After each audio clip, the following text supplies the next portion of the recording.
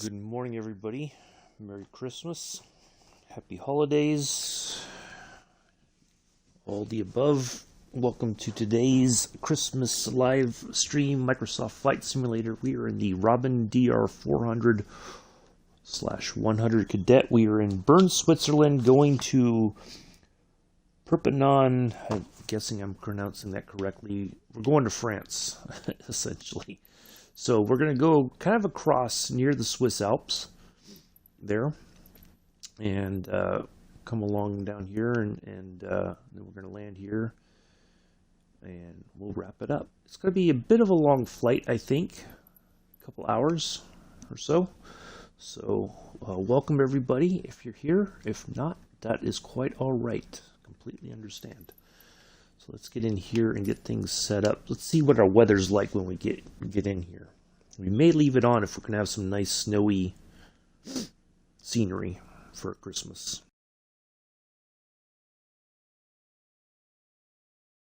Only problem being I don't think this thing has a de-ice switch or anything. So we may have to turn the weather off. So hopefully everybody's doing well. Hopefully everybody's had a good Christmas so far.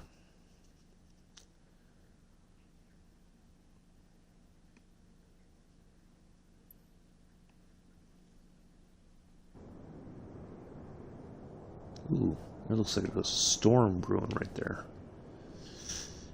And I don't know about that. It doesn't look like we have any snow. So yeah, we're going to turn that off because we do not want that at all.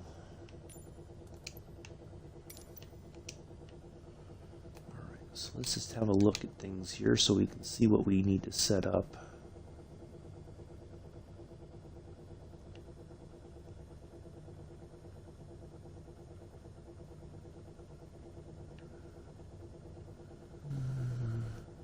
That's on. Is there any kind of... Are all my lights automatically on or no? Lighting lights are on. Taxi on. Strobes on. Nav lights. And let's turn that on. Okay, I think we are ready to go. Say there.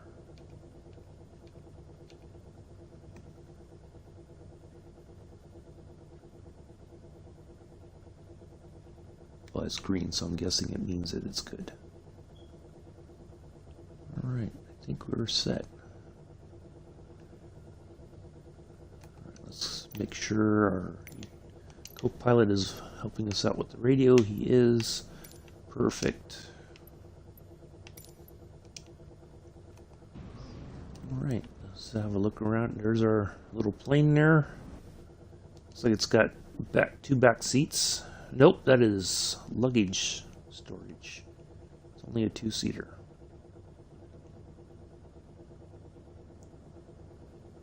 So, alright, let's go.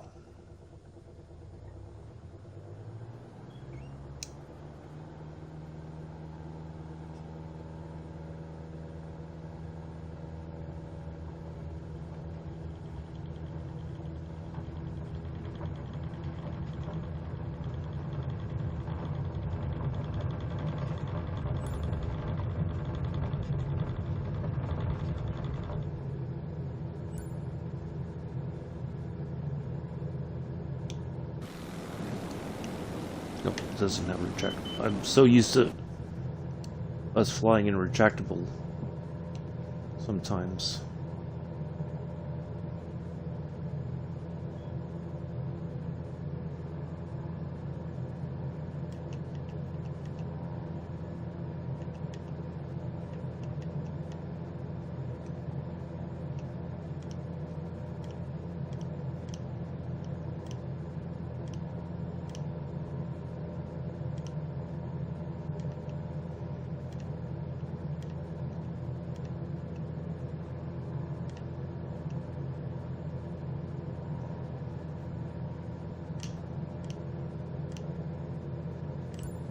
400 SB 237 continue for south departure.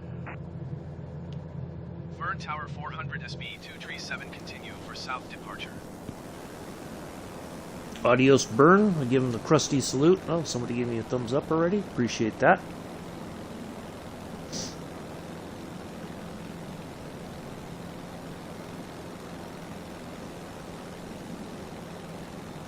Alright, we're going to cut across here.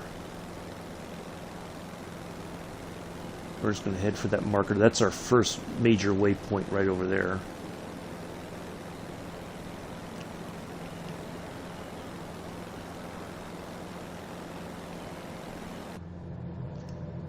Oop, I'm looking in the wrong direction.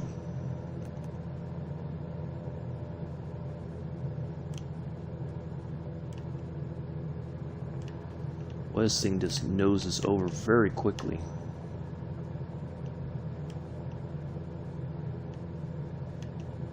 Trying to get it to have a nice gentle climb, nothing too major.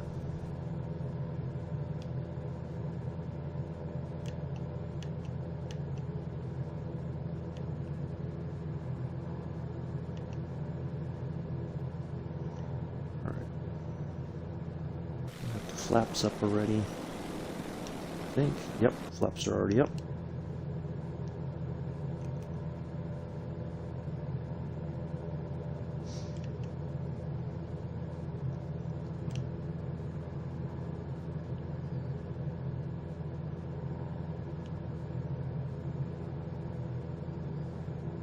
I thought maybe we'd have some snow if that was the case, but without any kind of instruments, I don't think I wanted to chance any kind of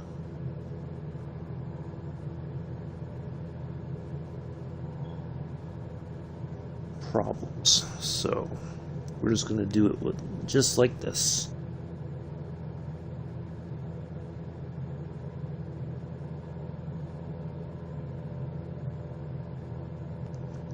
All right.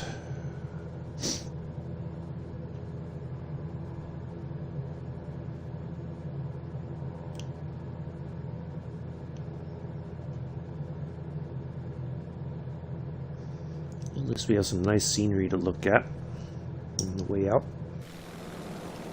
Come right over the... We're kind of buzzing right over these farms here. Oh, look at that.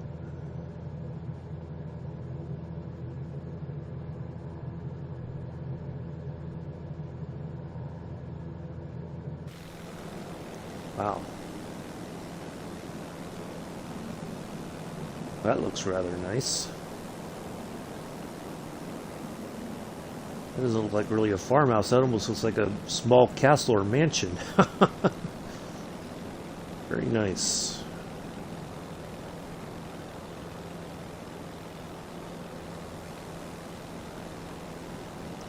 The sporty looking livery today.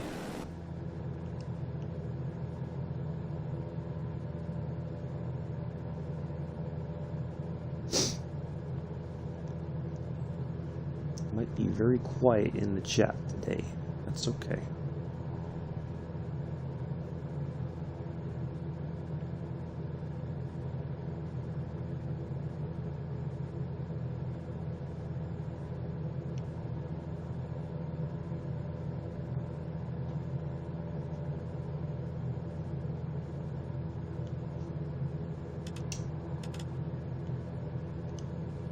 Just add a little bit of brightness to things just so that we can see things maybe just a smidge better, but I think we're okay.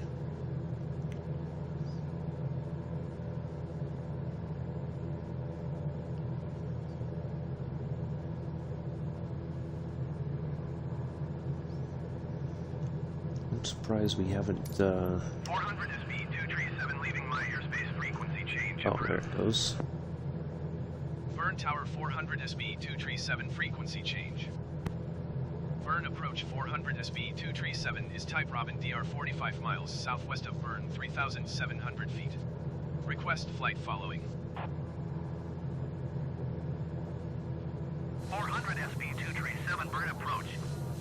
Squawk 546 tree. Squawk 546 tree, 400 SB 237. There it goes. 237 radar contact 5 miles southwest of Bern, 3,900 feet. Altimeter 29.9 Roger, 400 SB 237.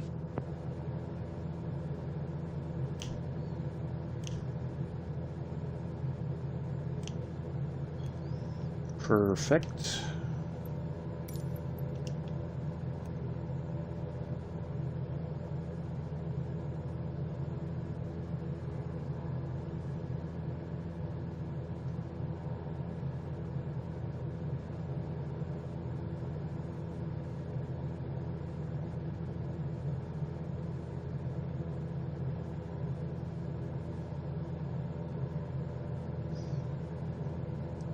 Make sure my altimeter is reading correctly. Yep, all right. Probably should have done that before we took off.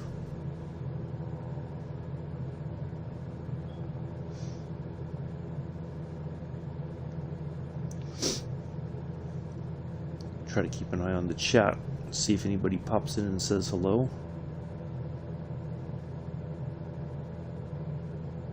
Yeah, there's our transponder code. Transponder code.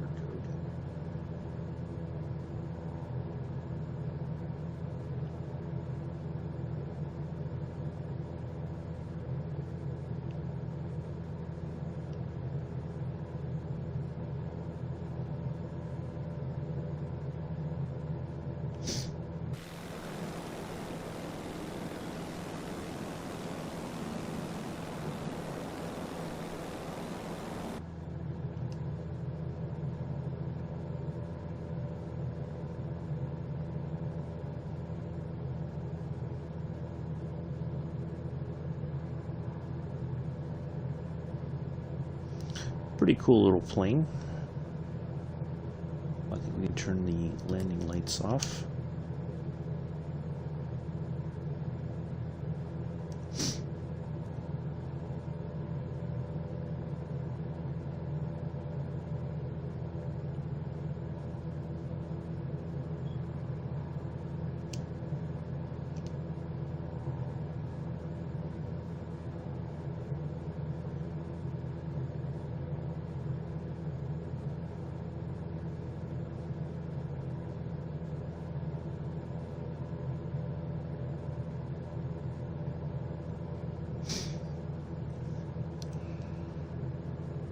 So yeah, tomorrow we're going to switch things up. We will be back on train symbol 2. Our first run will be on Sandpatch Grade. And then we're going to hop over to Flight Sim and do a flying tour of Monterey, California, and on down into Carmel and have some nice scenery. We'll fly over Laguna Seca Raceway, Mazda Raceway, Laguna Seca. It's always going to be that to me. Don't care what anybody else says. It is what it is.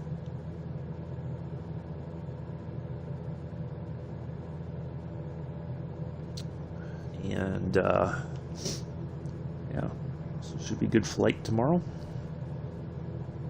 Yeah, looking forward to getting back into the train.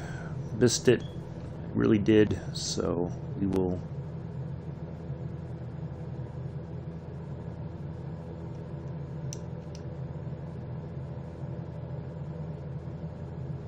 Do that. We need to kind of start leveling off here, I think, or as much as we can. Oh, look at this. Ooh, that looks dangerous right there. What is that? Where does that go? Wow, look at that. Oh, ooh. That looks like fun. We do need to come back here because there is a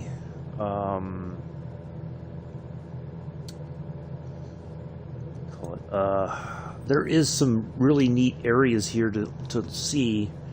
So we definitely need to come back to the Swiss Alps and everything and do a flying tour and all that.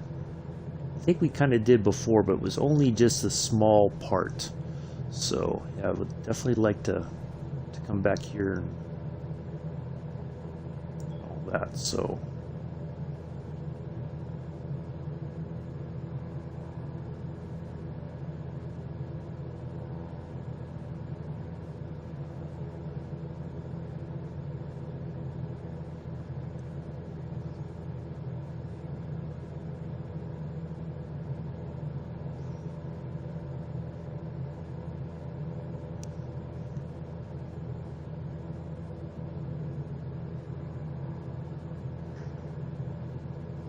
Now I think if I understand correctly, I could turn this CDI and dial that in, then it should kind of direct me to our VOR waypoints, I think.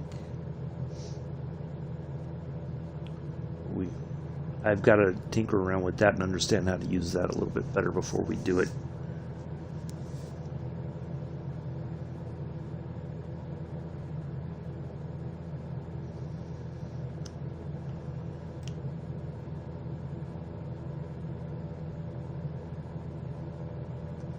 Somebody else popped in for a moment and left. That's all right. People might be lurking today.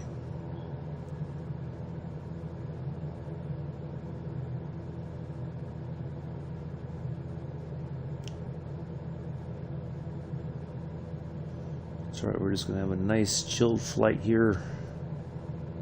Going from Switzerland all the way over into France. 16,000 feet. Oh boy, I might have bitten off more than I can chew here. We may have to kind of skirt around some of the. I don't think this plane can go up that high.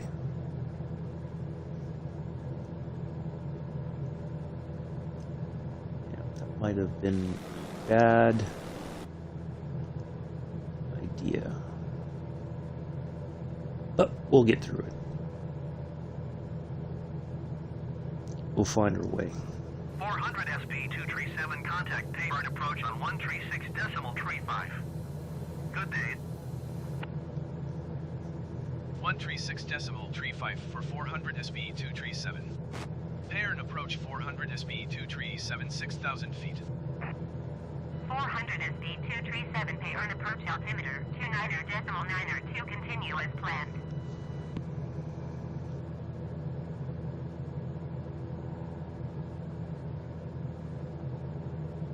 So crazy enough, we had snow yesterday and then it's rained last night. So all the snow, what little we had, is now gone. Go figure.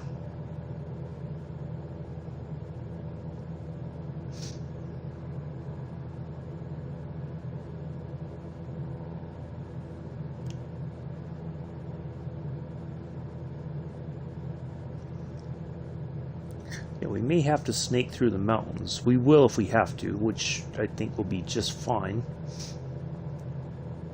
We can manage that.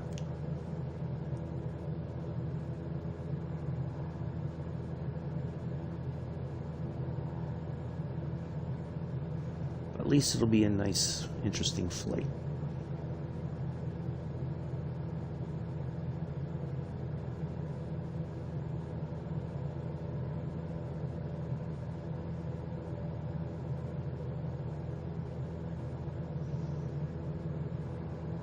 It's a good thing we don't have autopilot and all that. So we can deal with things as needed.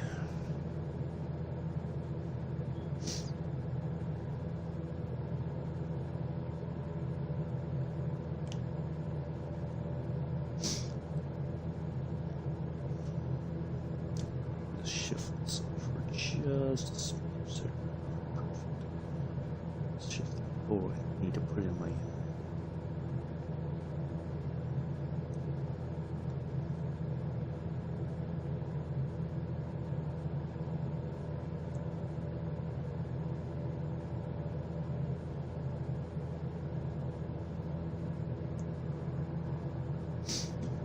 Oh, crap.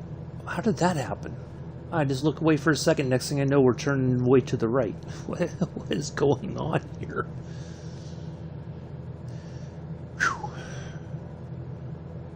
I don't know what just happened, but alright. Well, we're back. We're getting back on the way we want to go.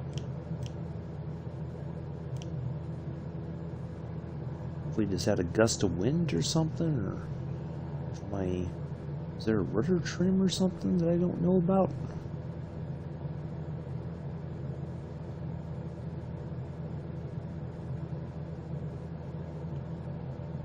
Maybe not.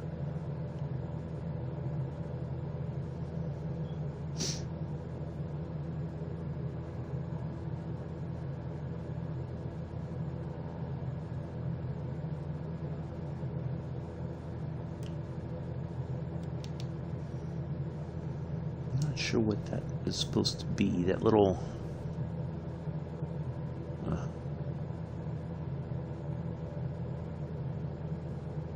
yeah, pretty basic. There's our a pretty cool little plane, I think. Kind of sporty.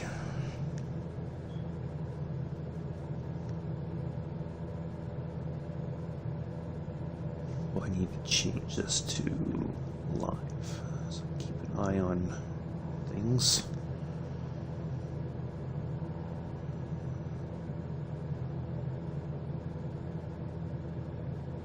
Yeah, I'd like to come back here with that Stearman 75 and just do a nice, relaxing, be a bit of a long flight, I think. Just go around the Swiss Alps and check out all the scenery and everything. Just zip through the valleys. Come back here in the Spitfire for sure.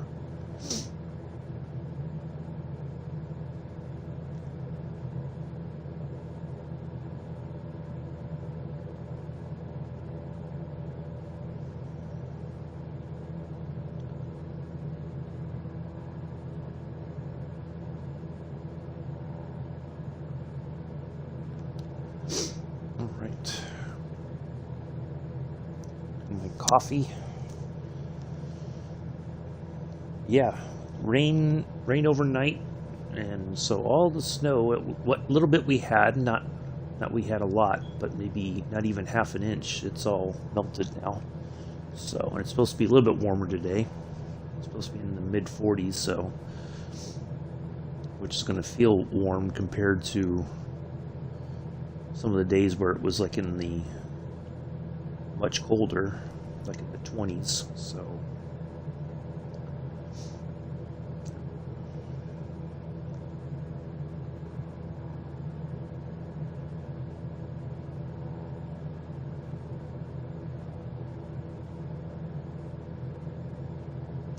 yeah, I'm looking forward to getting back on the trains tomorrow. Should be good. I really miss driving the trains, so we'll start off with the nice long, slow sort of. We're going to go from Rockwood down to Cumberland in the AC 4400. I think I can remember how to set the whole thing up. We'll see. Let's see if my memory is as good as I think it is. So.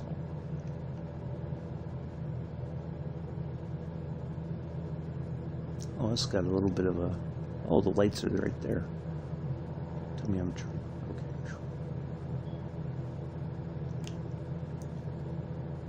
I really like this plane to settle down so we can build up some speed and try to go a little bit faster. I think we're... Yeah, see, it's like we're not even at like good cruise speed.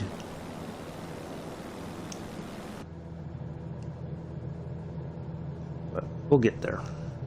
We're in no rush.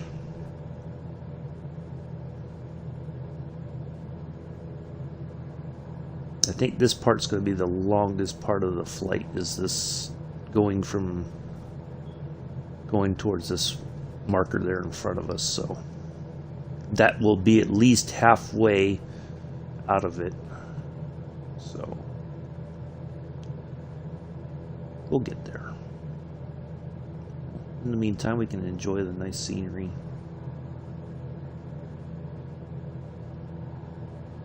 Just try to make sure we stay going towards our marker there as much as possible.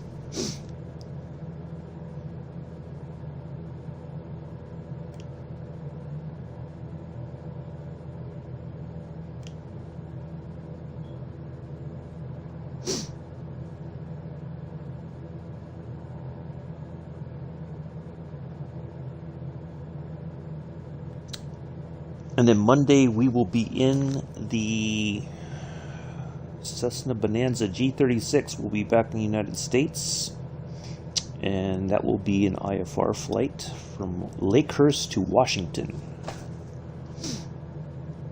Not Washington, D.C., the state of Washington. So that should be a good flight. Monday.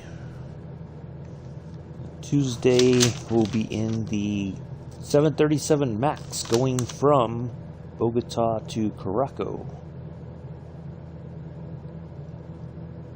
So I have to double check the startup and update my notes on the startup thing so I know where everything is, because last time I did it, it was like I was fumbling around looking for all the switches and whatnot, so try to eliminate that. Bit of shenanigans.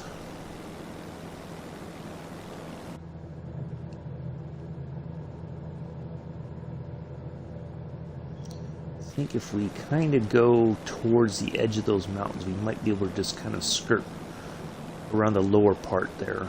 We'll see. We're going to kind of make our way over there. Nice scenery today. We had some nice scenery yesterday, I think. Try to enjoy that.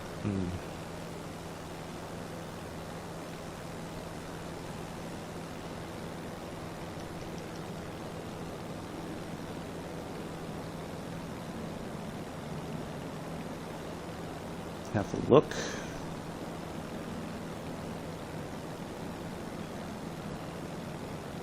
Yeah, for some reason I thought this had retractable landing gear, but it doesn't.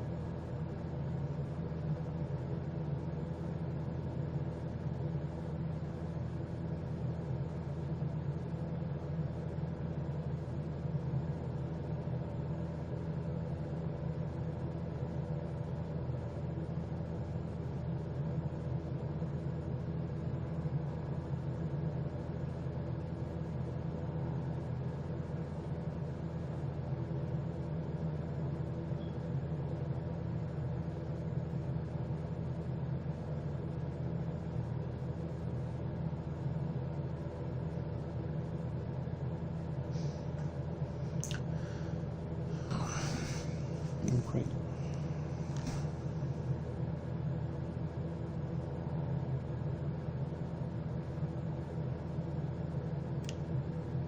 I figured by sooner or later this thing would have kind of just started to settle down on its own. It just seems to want to continue to climb. I don't know if it's I've got the throttle on too much, but I can't seem to get it to trim out to a reasonable level so that it has at least it's a slow climb, but nothing that is going to significantly impact our airspeed, which is what's been happening.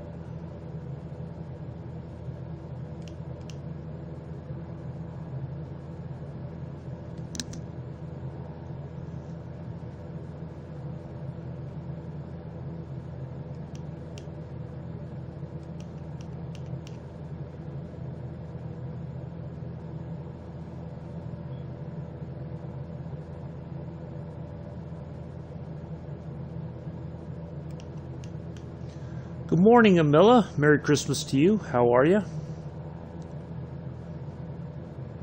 Nice to see you here. You are the only one in the chat so far. Somebody left a thumbs up and didn't say boo, so you are the co-pilot for today.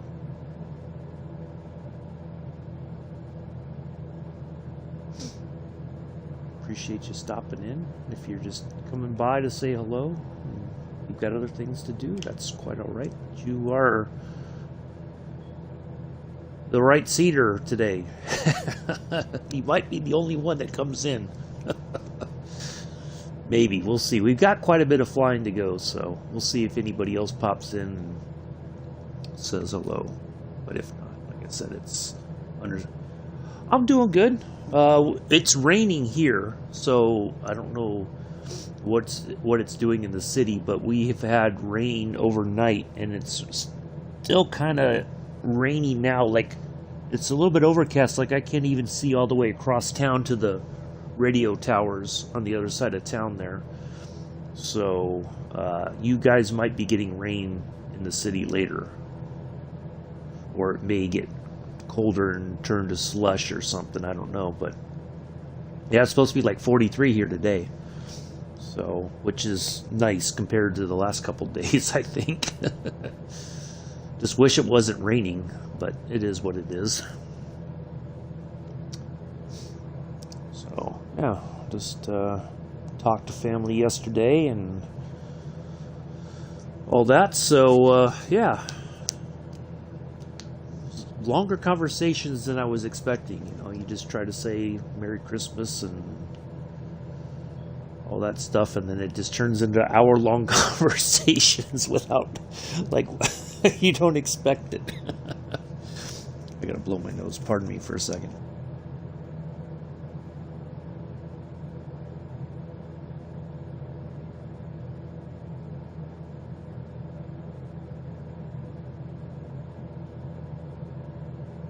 Alright, I'm back.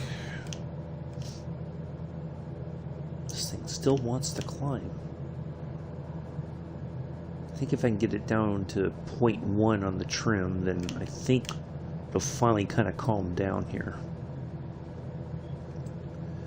Oh, well, nice. So, well, I think like city or county employees or things like, I think they're told that's what they have to say in order to not, quote unquote, offend anybody. You know, so that's probably why. That's supposed, holidays is supposed to be more of a, you know, you're respecting everybody's. Yeah, it's been raining. It's funny because I request clearance to transition Charlie airspace. 400 FD 237 pay earn approach. Cleared through the Charlie airspace. Cleared through Charlie airspace 400 SB 237. Oh, I use on the app, or not on my phone, but I go to like YouTube and I find like the, you know, rain sounds. It helps me sleep a little bit. I didn't even realize it was actually raining outside overnight because I just thought it was my phone, you know, listening to the video on, or the sounds on my phone through YouTube.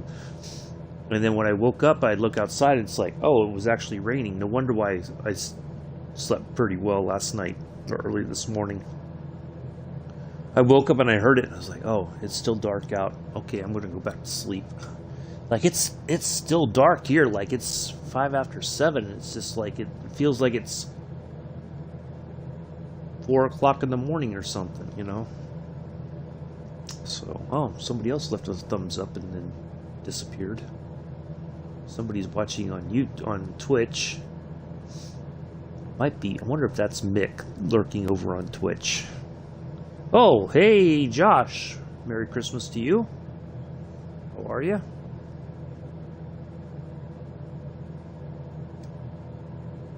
Wonder if Mick's kind of lurking. He might be.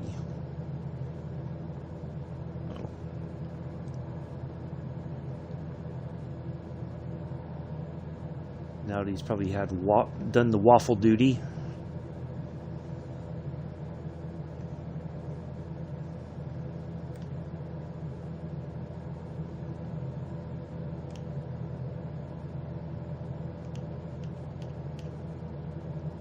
Nice to see you, Josh. Oh, another thumbs up. Everybody's coming by to give the thumbs up, not saying anything. That's alright. It happens. Trying to get this thing to stop climbing so we can try to get a little bit more speed.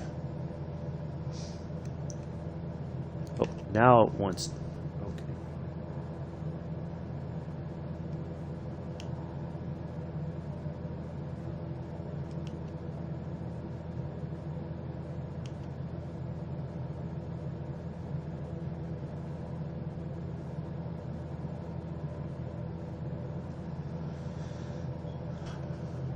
I don't know, Mel's on the fancy account. 400 SB 237. Yeah. Geneva Center on Oh, thank you. 125.55. Good day. Appreciate that, Mel. 125.55 400 SB 237. Geneva Center 400 SB 237 9,200 feet. 400 SB 237 Geneva Center altimeter 29.9 continue as planned.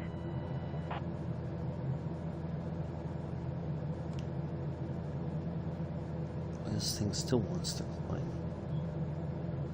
I cannot figure out the trick to get it to stop climbing so we can get a little bit more airspeed.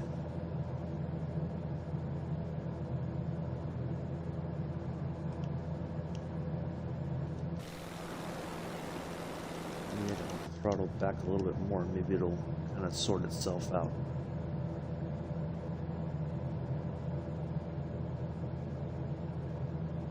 Yeah, look at that scenery. It's nice. We were kind of nice and low earlier when we took off and had a nice nice view of the farms and everything near the Bern airport in Switzerland.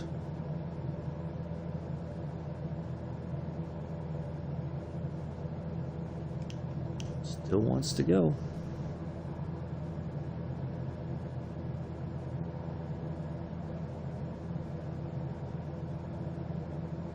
It's like it noses over just a smidge and then it starts to climb again. It's very weird.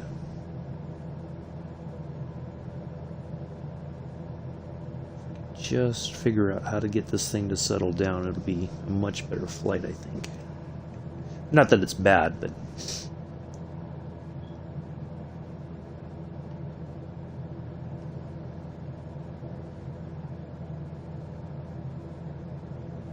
I think it's finally, no, it might be finally settling down right about here. If it's a slow climb, I think I could deal with that.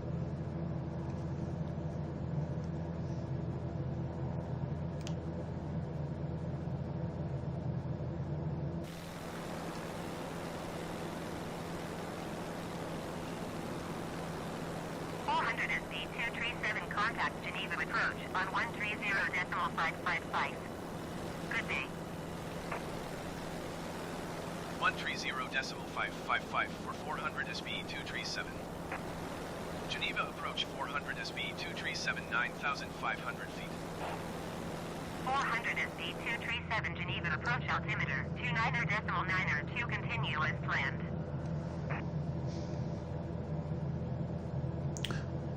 Yeah, I wasn't really expecting anybody to pop in. I thought people would have been with family and all that, but I do appreciate you coming in. It's nice to see everybody.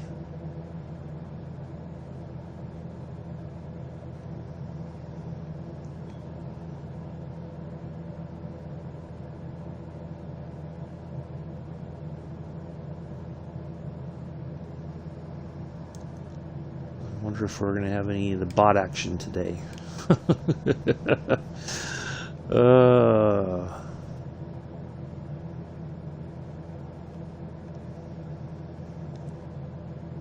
We'll see. We've done pretty good so far. We're about 40-something minutes into the flight, and Maybe just short of 40 minutes, but no, nothing bad so far, that's for sure.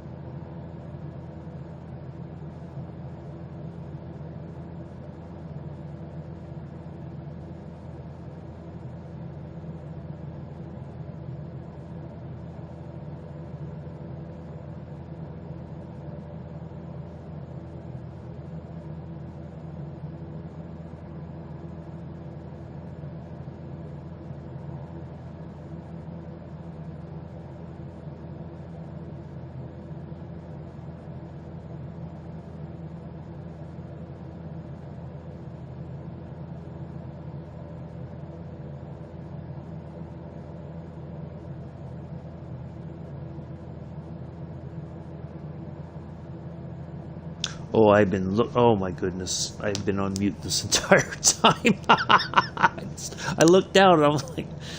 So, anyway, we don't have a clock. I was looking for, like, the clock here somewhere, and I guess it doesn't have one. I thought maybe one of these dials was, just to see how it's laid out or whatever. I think we're pretty much out of the way of all these, the Alps and everything. Like, the higher peaks are behind us, I think. So now we just have a nice transition over into France coming up.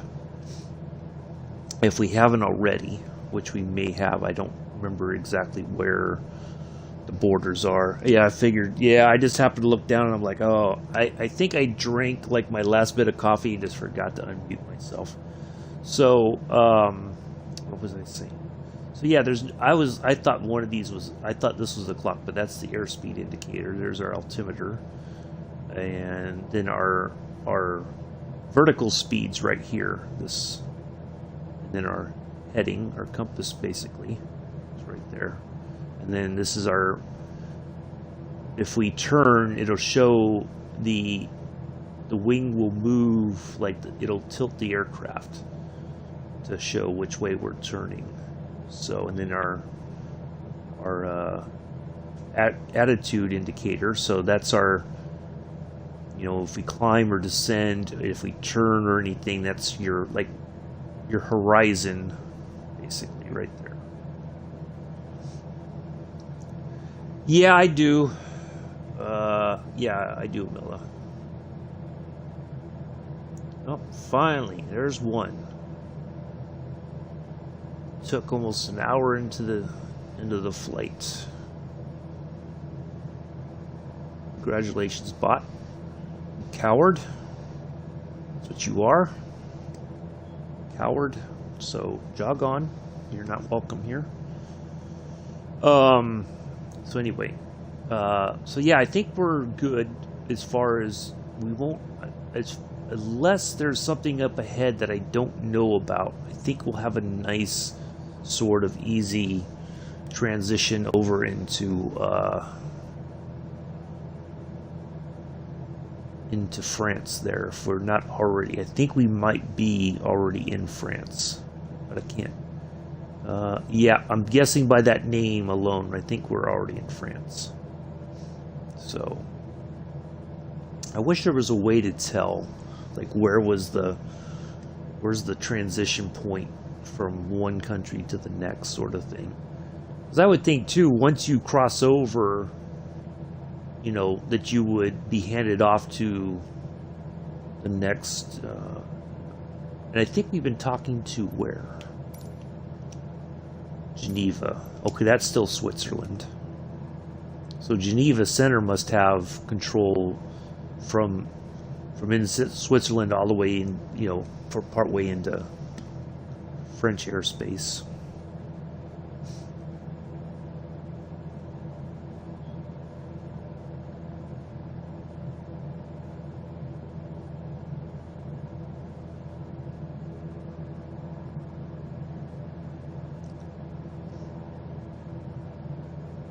I think Pulse had a few last night, but not nearly as many as before.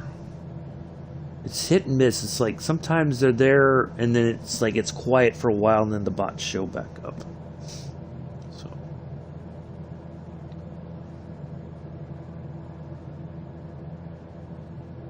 but yeah, I think, I hope I did the tour of the plane when, you know what, we'll do it again just to be on the safe side. Go have a look around again.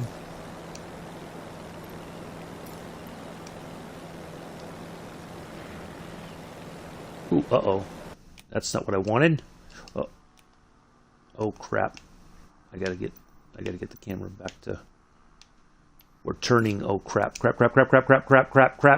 Come on! Open up, doggone it. Shoot. Ugh.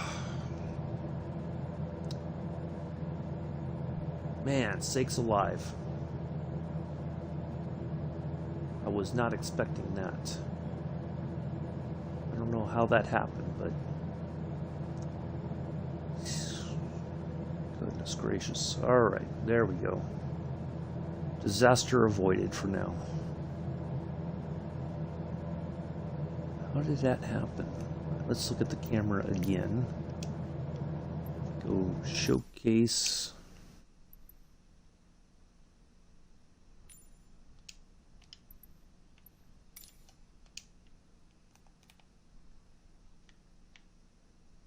Where's my plane? Oh, what in the bloody hell's going on here?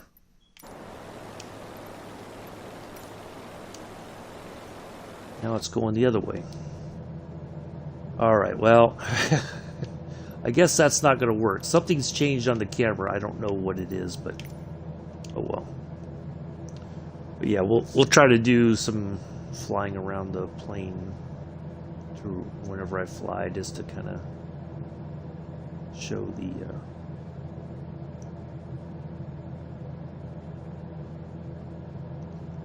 don't know why did that change?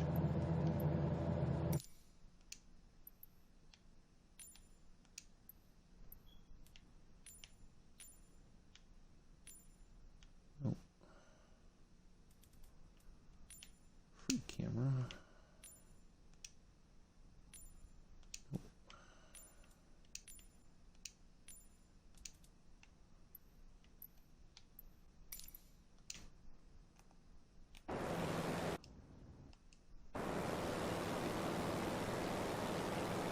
This is that one, but how did I...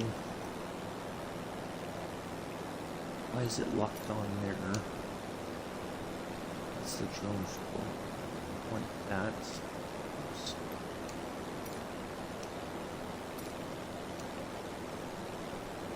Reset. Oh, it's not allowing me to reset it.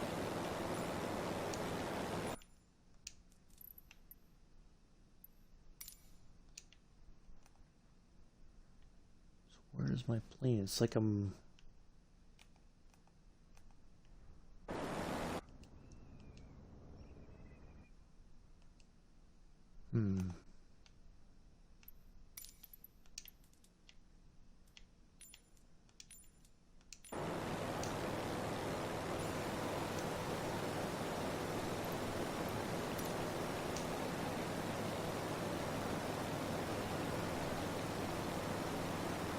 I cannot get it to...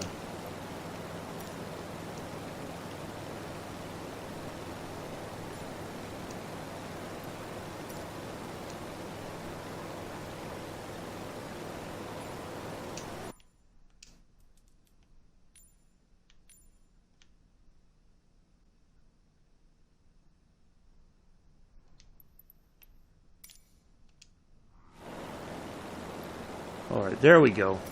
I think I got it fixed now. Wow, we are way off course now. God bless it. This thing is just like... It's impossible.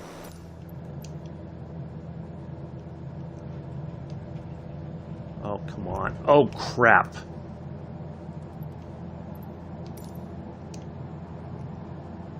Goodness gracious, this thing is just... Okay. Oh. Goodness. Oh, lordy. Well, that was fun. We're just bound and determined to crash this thing, I guess.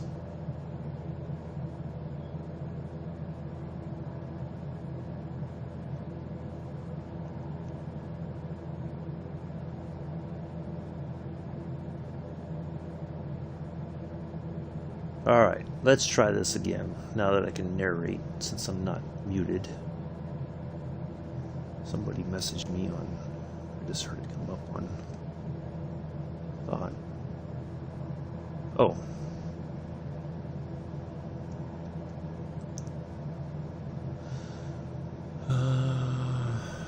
Let's see.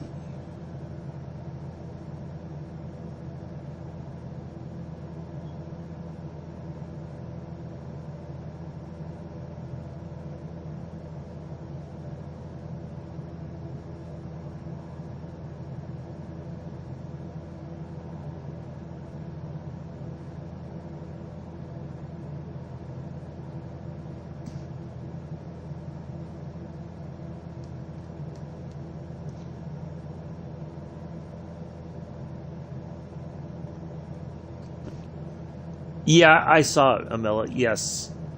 The question is yes. That's okay. It's all good.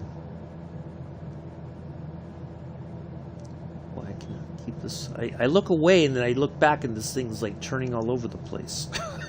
I cannot get it just to go one direction for any period of time, it seems like. Anyway. There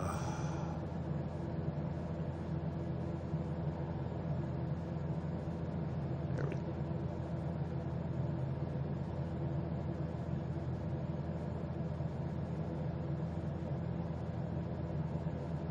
Let's see if we can do this now. Let's see if we can do this camera this time.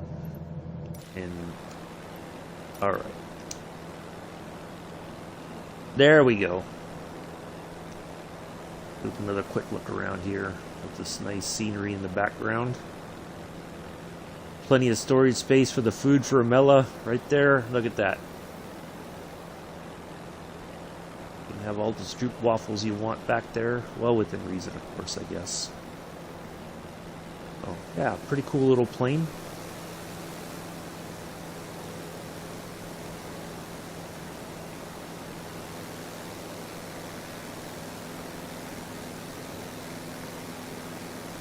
At least you see some of the engine parts there through the nose opening.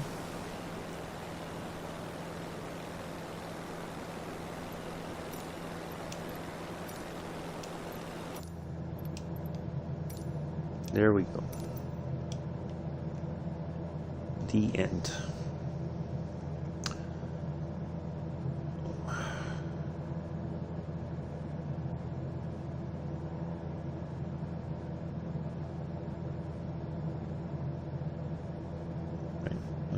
Keep heading towards our destination there.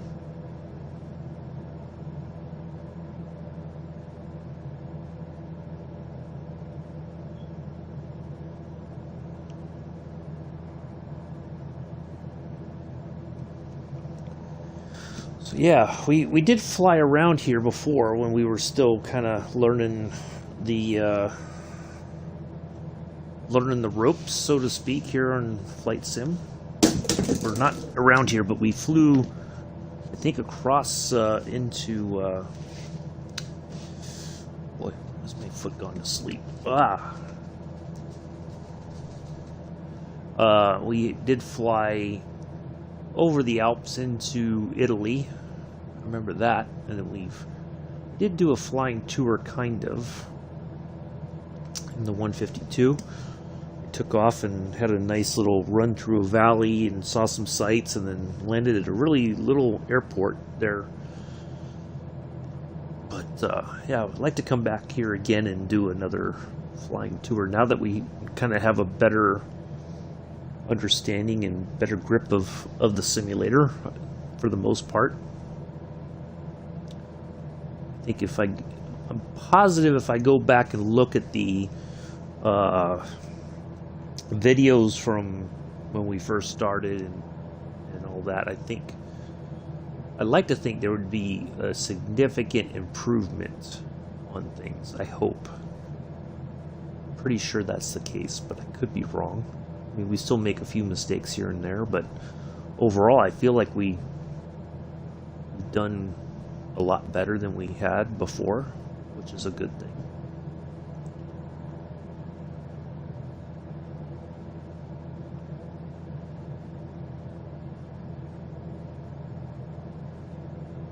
That's the important part, is that we've improved. So, yeah, hopefully,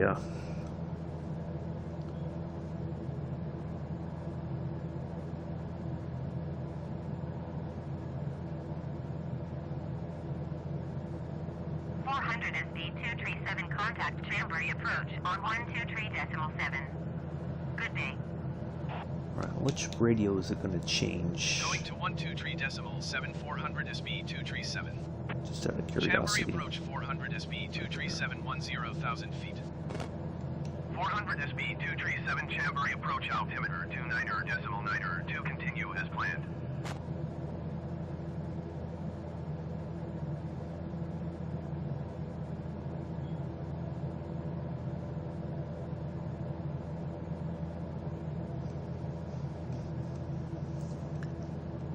I think that's the important part.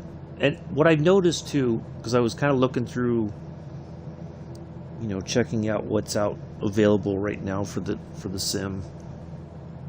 And I noticed that people downvote a lot of things. And I am perplexed. Like, there's no way of knowing what is, why do they give it such a negative rating without them, without any kind of an explanation. Is it really that the plane is broken, or is it really user error, and they just downvote it because they get frustrated because it doesn't go the way that they want it to go. And I think it was similar in Train Sim World 2. People would say, oh, this route, like a lot of people would say, sandpatch grade sucks. Well, I can't get the train moving. Well, if you go through the steps and double check all your stuff, chances are you can get the train moving. Sometimes it's just going to take a moment for it to get going because you have all that weight behind the locomotives. And but people get frustrated with that, just go, oh, it's garbage, I give up, and it's not, they won't accept that it could be them that's causing the problem. They'll think that it's just the game or the simulator. So I always wonder though, if the people who downvote stuff, they try it, it doesn't go the way they thought it would, and then they give it a negative review because that's easier for them to do than to try to figure it out. But yeah, I think if as long as we continue to improve, and hopefully that's going to be the case in the new year, we'll build up more knowledge and experience, and we can do more and rely on things less, and we know kind of how to handle things, and that should make it a lot more. Oh, there is an anti-ice thing there for the engine. Oh, I just noticed that. I was like looking at the interesting. Okay.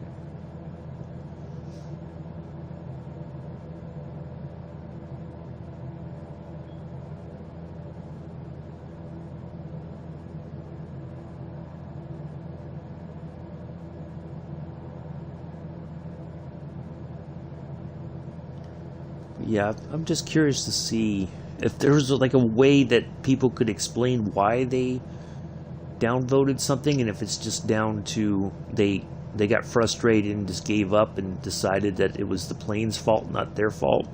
I think then that would change the marketplace sort of dynamics, because I'm leery when I see such a negative vote. I'm like, is it really that bad, or is it just people bought it and they thought, oh, this is going to be fantastic, and then they get it and they're just like, but there's, I think too, there's reasonable sort of, like, once, if you've given them enough time to try to fix the problem and they don't, then it's like, okay, now I can downvote you because or give you a negative star or 1 star, because it's just, it's like you don't even care about your product. So I hope that changes in the new year. I really do, because there's some really interesting planes and all that I'd like to be able to fly, but I'm a bit suspect of it.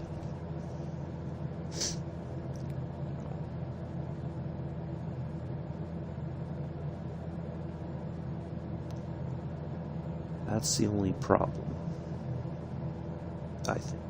Well, that's not the only problem, but I think that's a major problem of and all that. But hopefully they get a lot of things under control 2022 and all that. But we'll still fly. We'll still find things to do, places to see.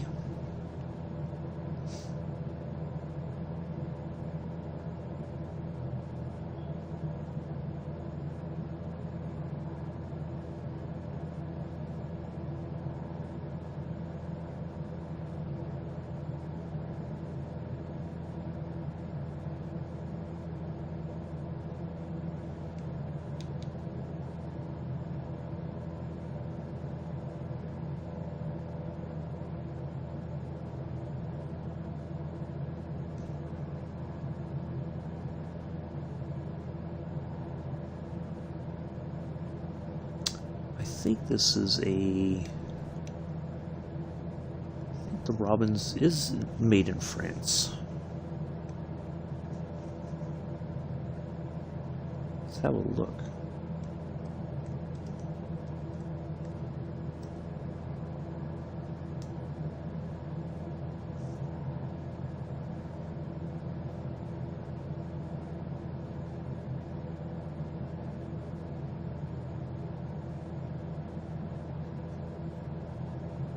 A wooden sport monoplane.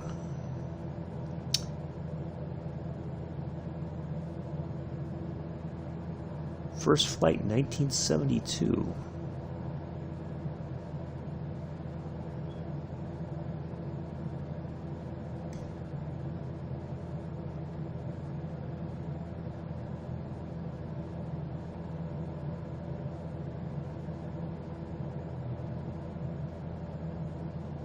Yep, French manufacturer.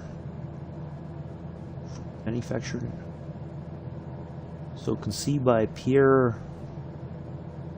I'm guessing it's not. Well, we call it Robin, but I think it's Robin. French.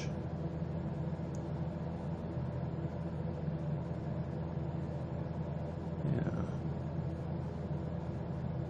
Well, they were both. I think they both since passed. The founder of the company and the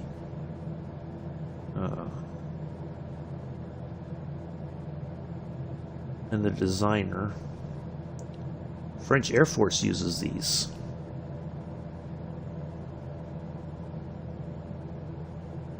I'm guessing for like a trainer or something, maybe, for their pilots. Hello, Mr. Addies. Merry Christmas to you. How are you? How are things? Nice to see you here. What a surprise.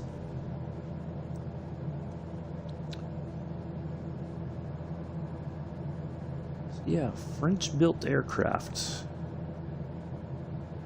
Pretty cool.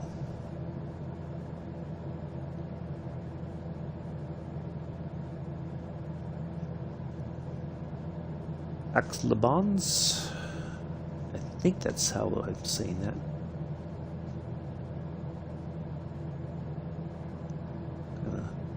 Just chilling. How are things with you and the missus? You guys still together?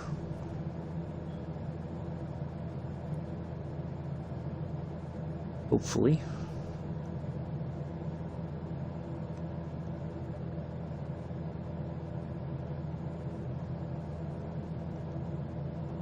Was it Zoe, I think? If I remember correctly. Hopefully I'm getting that right. I think it was Zoe. Yeah.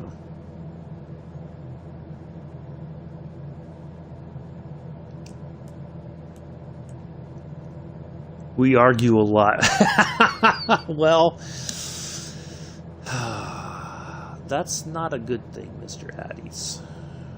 That's probably not a good sign, to be honest. But, you know, if you're willing to stick it around, I guess, and try to figure it out, more power to you. But if you're arguing that much, that might be a sign that that's not a good situation for you. That's just my opinion.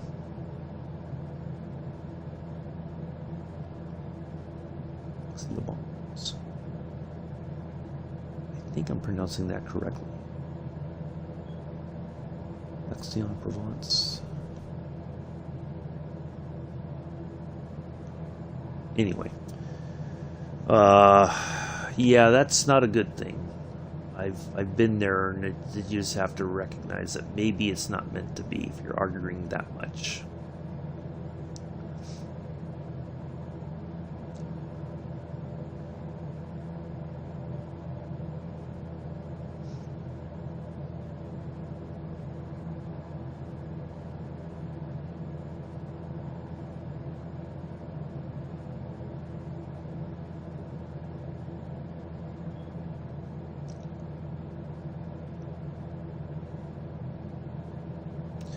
pretty cool that, you know, you look out the wing here and you can actually see all these little rivets and stuff across the wing.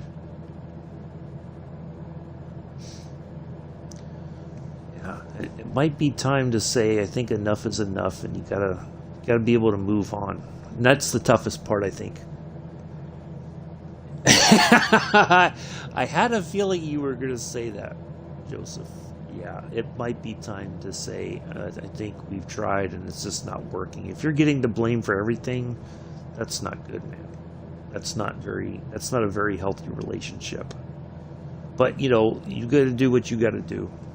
You know, I'm not going to try to tell you how to live, but yeah, that's... yeah, nope. That wouldn't work. Now, if you could... Now, the opposite end of that is if you can actually say, look back and say, yeah, I screwed this up, and or not that you screwed up, but that you didn't do, you know, things as best as you could, and, you know, that's different. But, you know, if you're constantly getting the blame, then yeah, something's not right. I wouldn't want to be in a relationship like that. That's for sure.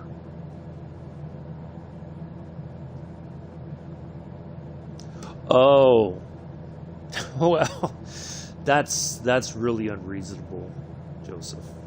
I mean, it's a video game, and I've been in situations like that with just, you know, something's not working that day, or you're just kind of not playing your very best, and then people start getting angry over something like that. That's, yeah, then it's like, yeah, it's time to move on if it's just not fun. So, yeah, there's more to life than that, Joseph. You gotta... That's not a healthy situation to be in.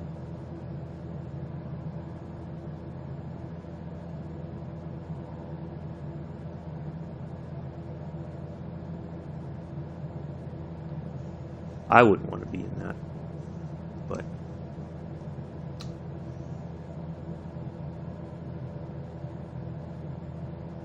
yeah, it just might be time to say, gotta go our separate ways. I can't do this because it's not. Because you gotta start looking out for yourself, Joseph. You can't be somebody's emotional punching bag like that. That's not a good thing to be a part of,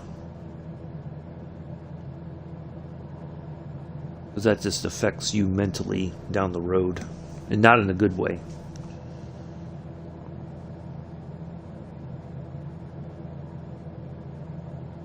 Like this.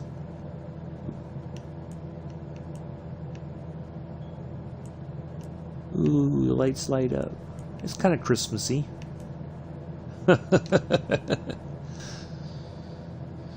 I'm easily entertained sometimes. Yep. Yeah. That's a very difficult thing, though. You gotta really be able to say, yeah, this is not acceptable, and I can't be treated like this. You know, you're not a bad guy, Joseph. I mean, you know, I think you do your best, and you do care, but yeah,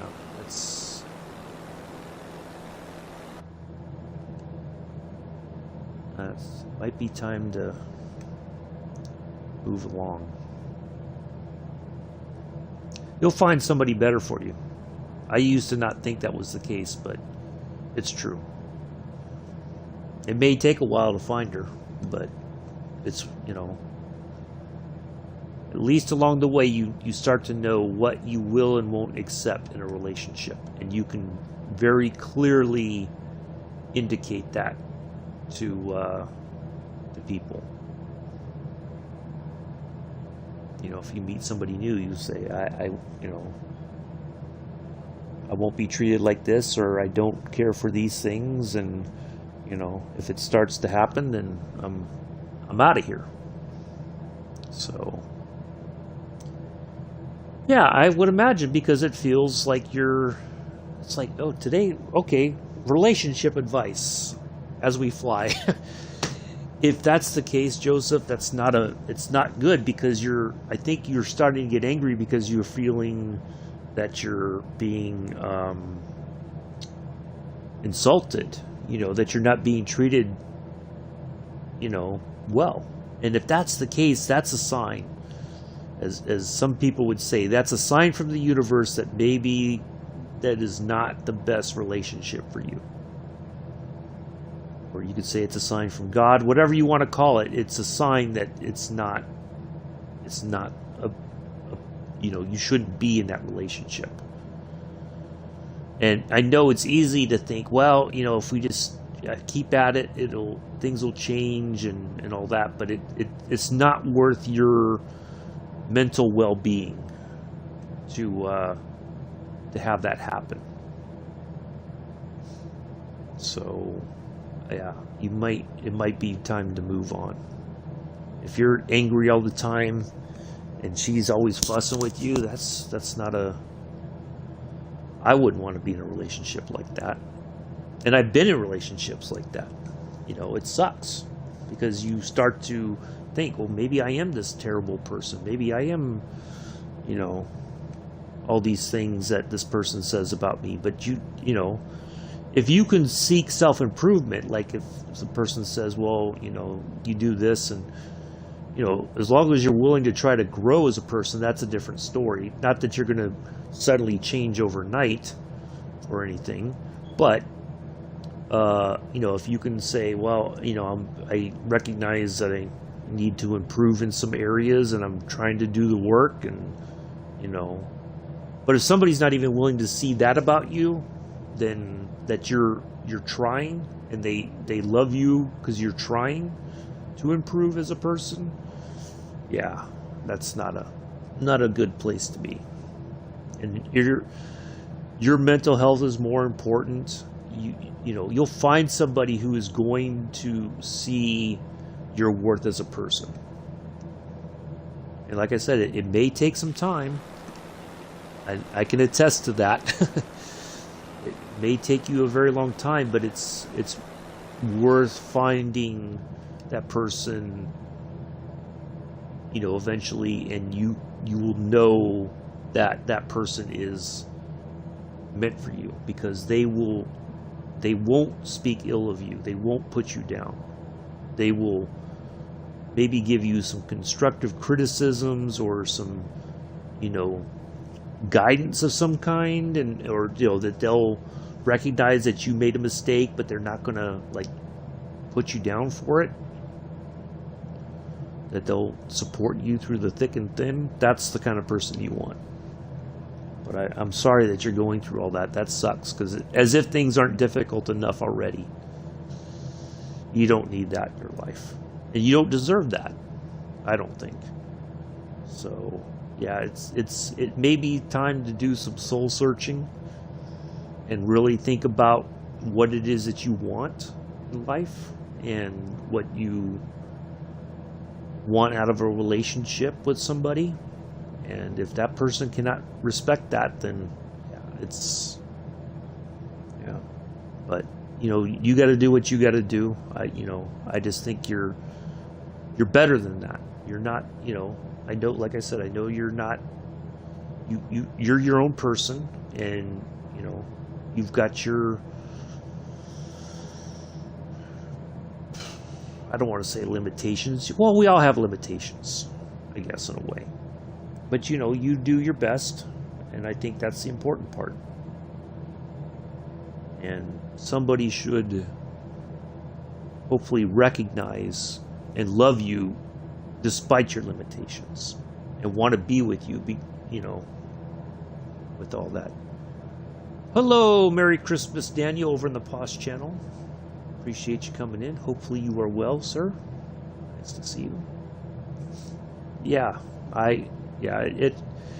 And I've been there, and it's hard, because you think, well, if I keep trying to love this person, it'll all work out. No, it's you got to love yourself first. That's one lesson I learned along the way, and I learned that lesson the hard way. a lot of times. You've got to be able to love yourself first. Because if you can't love yourself first, and I don't mean like in a romantic way, that you know your worth, you know who you are as a person, and you know what you want in life. That's what I'm talking about. I'm just about to get up. Wow. Almost 1 o'clock in the afternoon. Well, that's good to be able to have a lie-in like that, I guess. But yeah, you gotta be able to express that, Joseph. You know, and you gotta know that you have value. And sometimes when you're in that situation, you may not see that value of yourself because you're so used to being dumped on.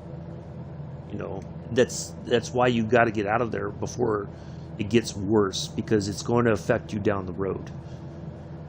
So in a way, it's a learning lesson. You know, it sucks because it's a hard lesson to learn, but now you know what you will and will not tolerate in a relationship.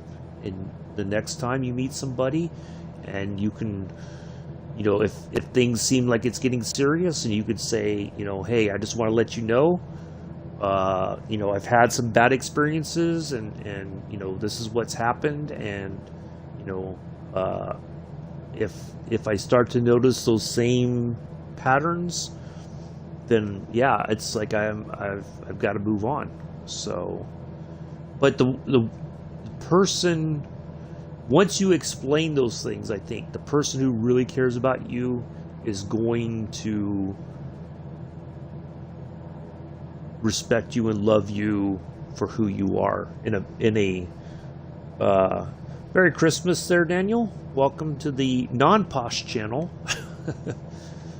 So yeah, man, I'm sorry that you're going through all that. Truly, it sucks, but you gotta, at some point, I think it's time to kind of have that moment where you say, yeah, I gotta move on. And you know, you're worth more than that, Joseph. I guess that's what I'm trying to say. You know, you don't deserve to be treated like that. Nobody does, regardless of who it is in the relationship. You know, nobody deserves to be treated like that. So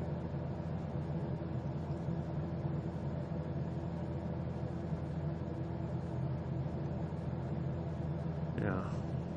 Well, anyway. Well, that was I wasn't expecting that, but yeah, you're better than you give yourself credit for, Joseph. That's what I'm trying to say. You gotta find that value in yourself, and it's not always easy. I can assure you, but that's part of growing up as well and maturing, that you start to see, you know, that you know your value as a person, and you know what you so yeah, hopefully you've figured out, and hopefully things improve in the new year for you. I know you were very excited about having a relationship with Zoe, and it sucks that it's not gone quite the way you expected it would. 400 to speed 237, contact Leon approach on 136.07. Yay, Leon approach. Yippee. Leon, France. 6.075 400 to speed 237. Leon approach 400 to speed 237 10,400 feet. 400 to speed 237 Lion approach altimeter 29.902 continue as planned. 3992. Oh, wait, it was 2992. Oops, good thing I didn't dial that in. We would have been all over the place. Yeah, I can assure you, in my entire life, that is a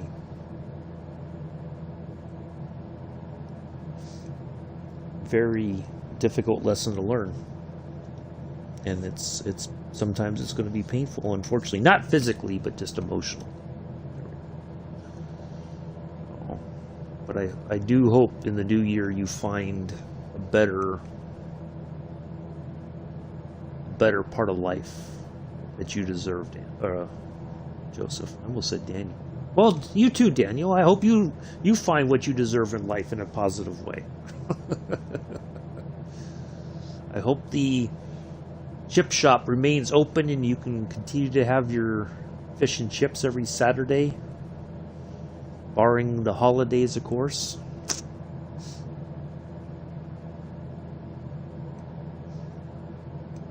So, yeah. But, you're always welcome to pop in, Joseph, and hang out. And, we try to have a nice positive time here.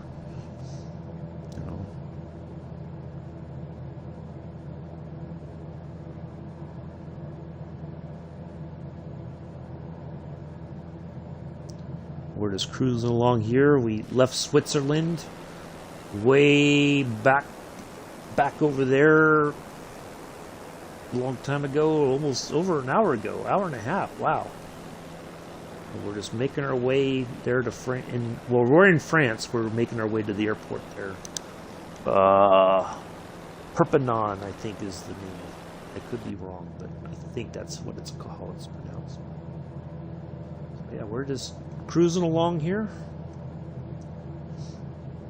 Co-pilot Amela is right there, although you can't see co-pilot Amela. Co-pilot Amela is in that seat. Amela was the first one in the chat today, so Amela gets the honors of being the co-pilot.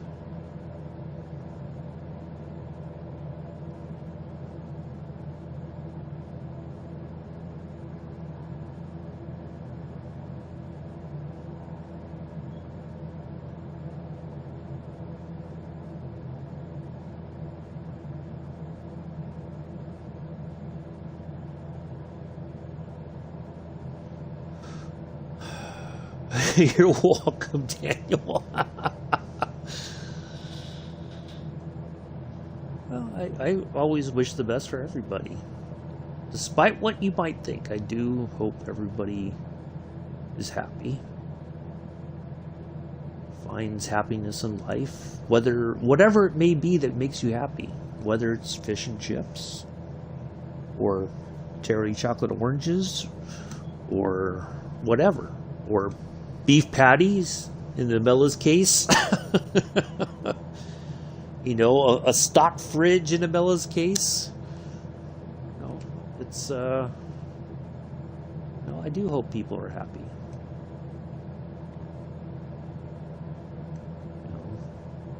That's the important part.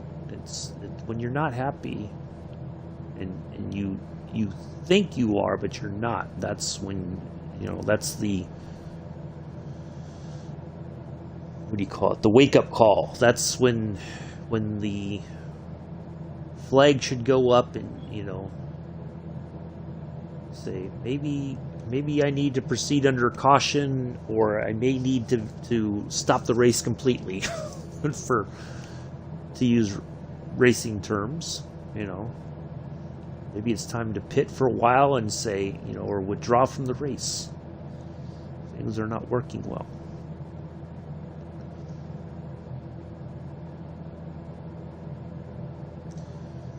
So,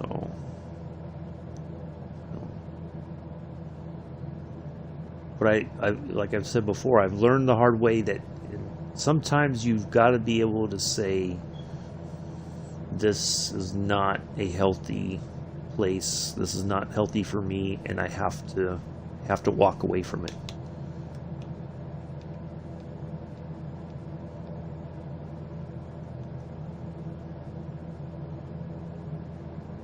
Let's try to figure out what that little sign says right there on just below the compass. I don't know what that is, but yeah, it's difficult. I know. I've been there more often than I care to admit.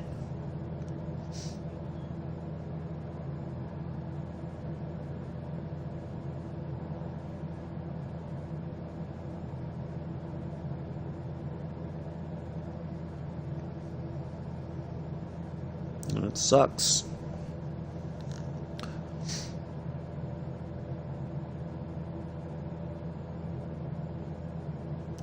But people used to say, and I never really thought it was true until, it takes a while for you to learn the lesson, but when you least expect it, a lot of times, that's when the right person is going to show up in your life. And you'll know, and you'll be like, flat out amazed. Like, wow. Why couldn't this have happened a long time ago? Well, sometimes you got to go through the, ooh, we're talking to Marseille. Marseille. Going to 124.5, 400 is B237. Marseille Center, 400 SB 237, 10,400 feet. 400 SB 237 Marseille Center, altimeter 29.9. That's our... Continue to Mike Tango Lima as planned. There it is. That's our marker right there, way off in the distance still. Although it was quite far away before, but we're making our way there. The only way we know how. What was I saying? I lost my train of thought because I was so excited we're talking to Marseille. Because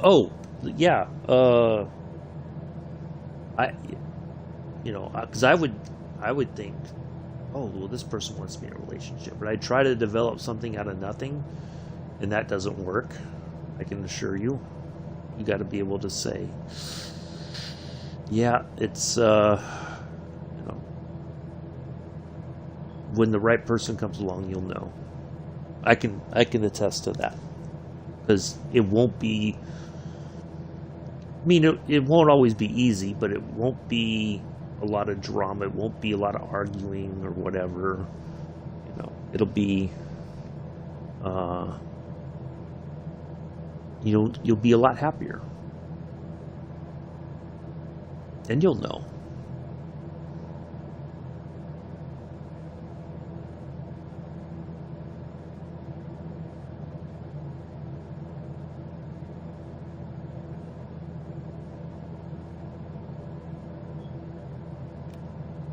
So there we are. Relationship advice on Christmas Day. Not expecting that, but that's okay. Sometimes that's just how the world is.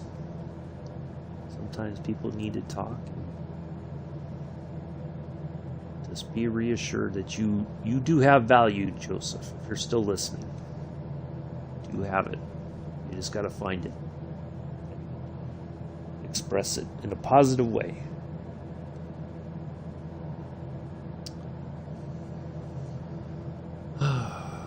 All right.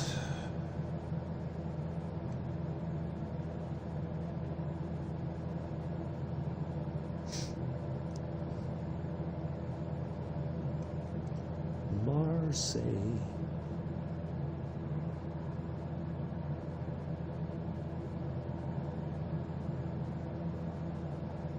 Looking forward to getting back in the LGV Mediterranean at some point. Blasting from Marseille to Avion and back. Expect the unexpected. Yeah.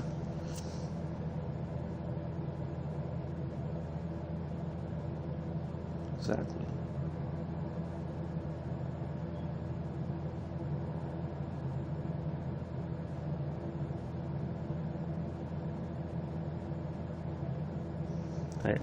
I consider myself lucky. I mean, I didn't expect that this person who's really the best person for me. She really is. I didn't expect her to come back into my life, but she did. And, it sucked not having her in my life for some time because but I thought, well, maybe the universe was telling me she's not the one. And it turns out she is, Otherwise, we wouldn't keep finding each other when we, I guess, kind of need each other. Lovely lamb over rice. Nice. That sounds good. I have not had lamb in... God, it's been forever, I think, since I've had, lamb chops or something.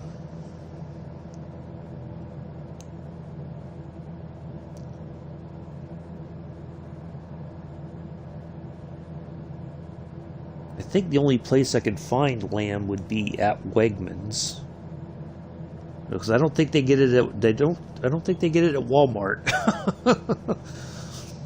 But it's not cheap. I think I've looked at it before at Wegmans, and it is not cheap for sure.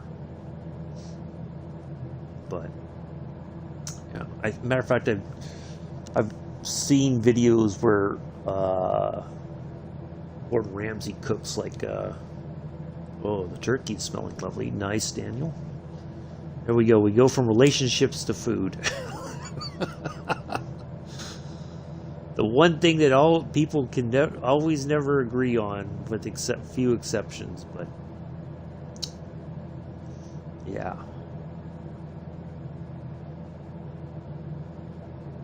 I think I saw an episode where Gordon did like made lamb on the bone and how he cooked it. Yeah, but that is not cheap. So I'd be a bit leery of buying lamb because I don't want to mess it up, because it's not very cheap.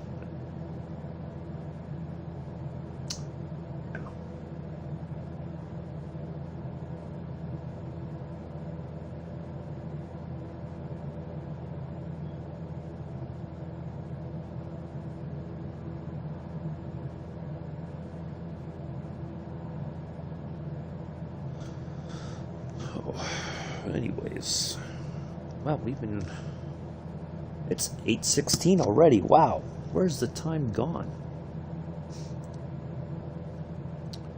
We haven't been really going that fast, but we're just cruising along. We'll hit our marker and continue turning towards Perpignan. Or Perpignan, not Perpignan, Perpignan. I'm saying that correctly, hopefully. So, Saint Jean and Royans.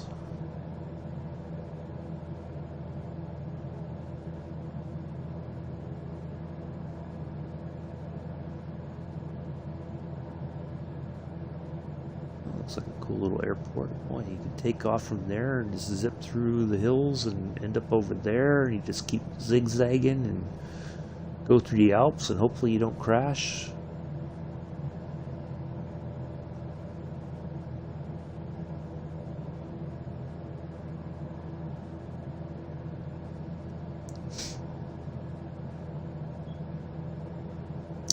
What I'm going to have for dinner today, I haven't decided. I don't know. Today's just another one of those days it feels like it's a soup day, which is fun. This is just me. I don't need all the fancy stuff, so maybe I'll just make a can of soup later.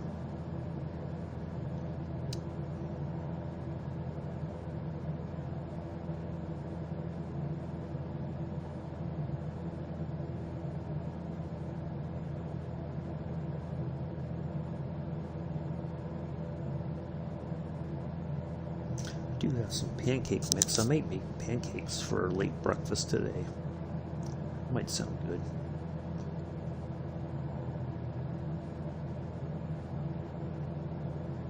Lots of butter and syrup.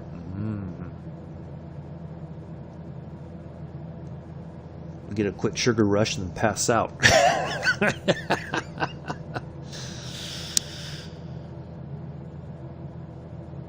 With the syrup. Get a quick sugar rush and then be like, I think I'm going to take a nap.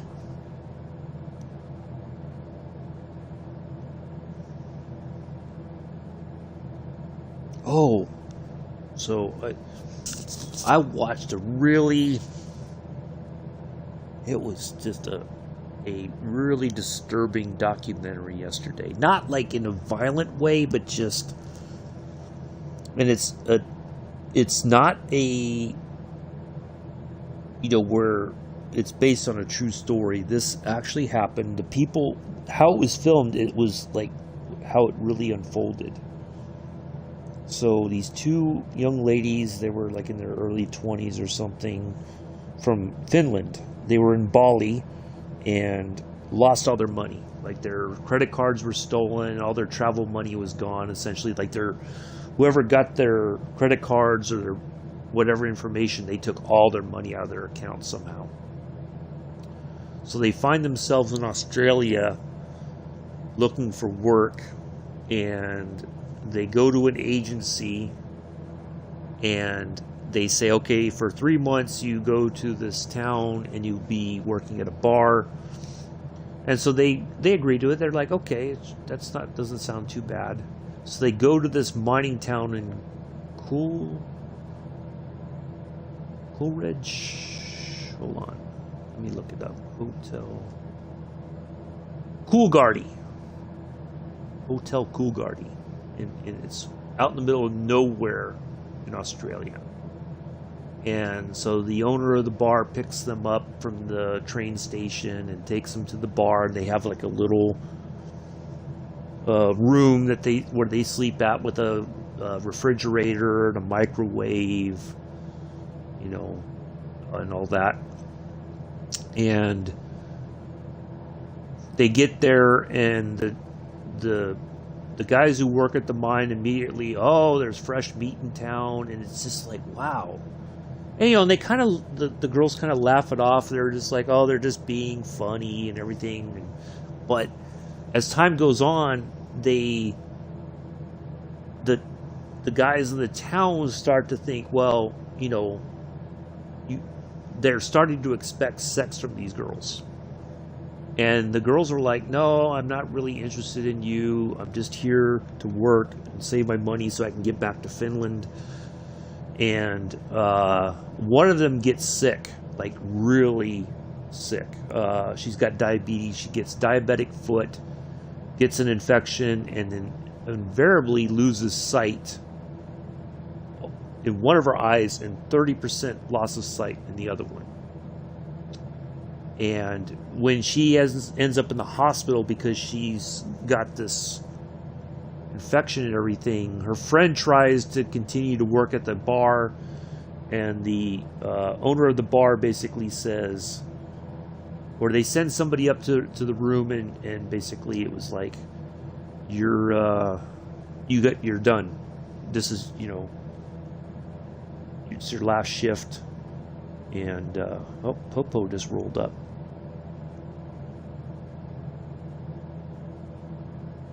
What is going on here?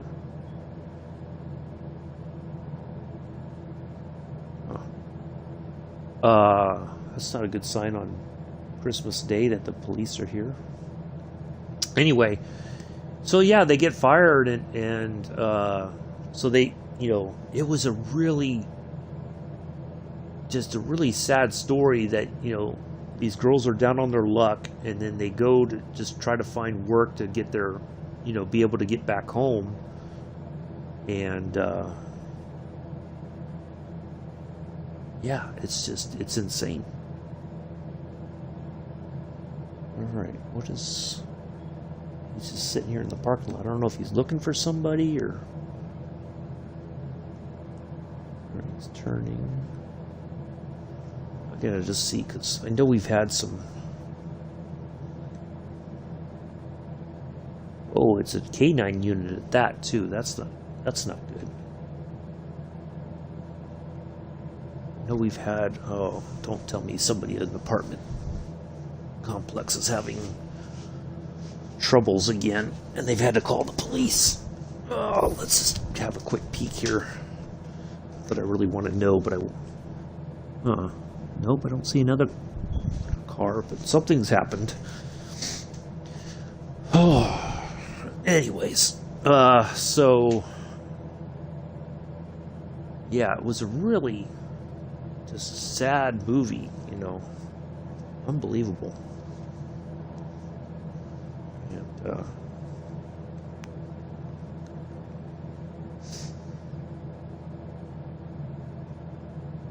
like even some of the customers, like towards the end, like one of the customers went up to the room where the girls were living above the bar and passed out on the couch, and then, you know, one of the young ladies wakes up and says, hey, what are you doing here?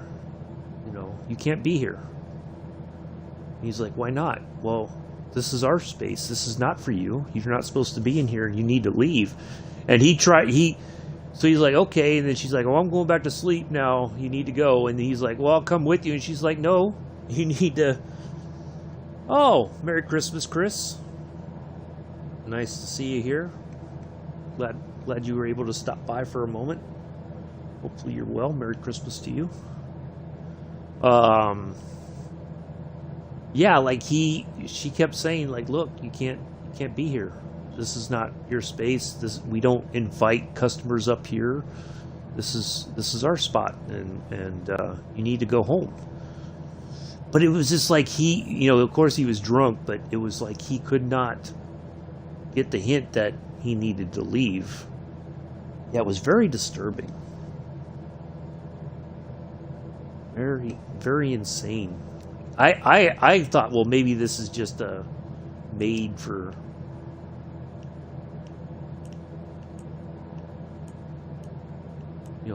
TV sort of movie or something based on a true story, and it was just, no, it was the filmmaker. He went out, he went to this particular area, and I guess at the end the hotel and the bars under new management, they like when the movie came out, I guess they were, and this was back in 2017, I think was when the movie came out. So yeah, they were like, when it came out, I think they were so thoroughly embarrassed that they fired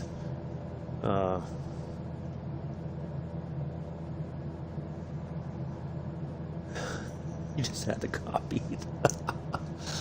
Yeah, it was very, very sad movie.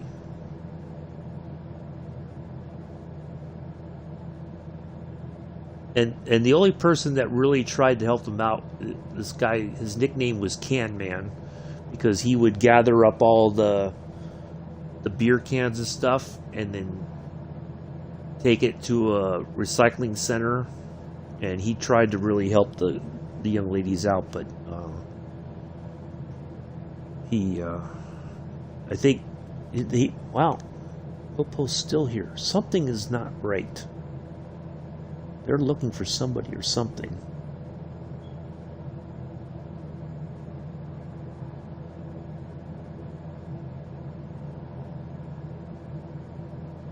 Like they're driving. I don't know. It's always a bit worrying when the police are driving through on Christmas Day. I think that's like the first time that I can recall that ever happening on Christmas Day, and I've been here for 4 or 5 years now in this complex. Yeah, it's getting bad.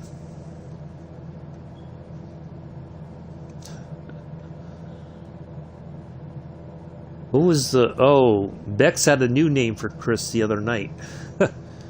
All right.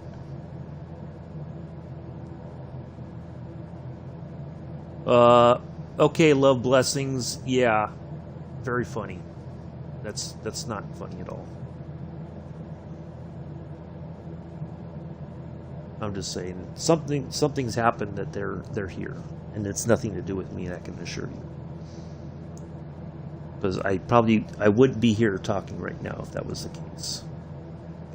So yeah, I don't remember what Bex called Chris last night. I think it was Kraus or something like that.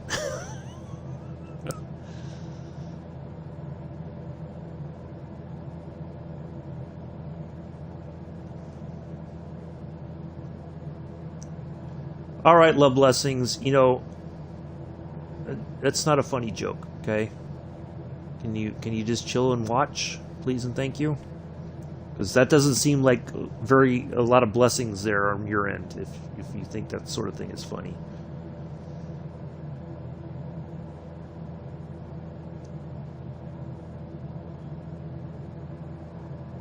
So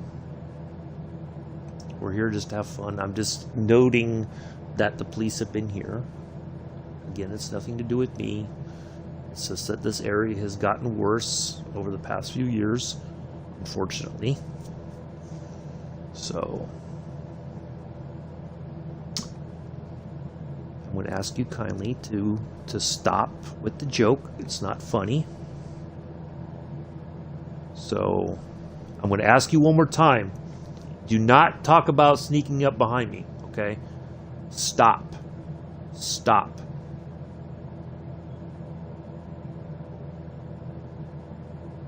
I'm going to ask you to stop. If you're not going to stop, you're going to be gone. Okay? So, enough. The joke is not funny. Okay?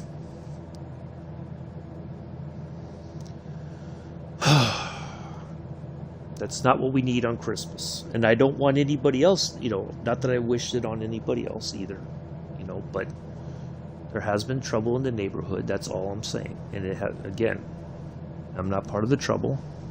Some people are, unfortunately. So, there we go.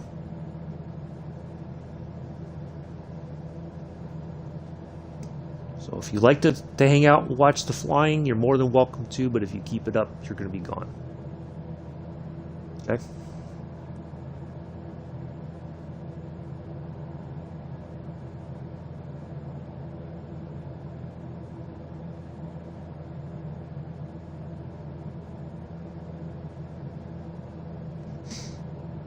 I got 5 viewers over on Twitch. Well, thank you all for coming in. Appreciate it. Hopefully everybody's having a good Christmas. Nice time with family or whatever.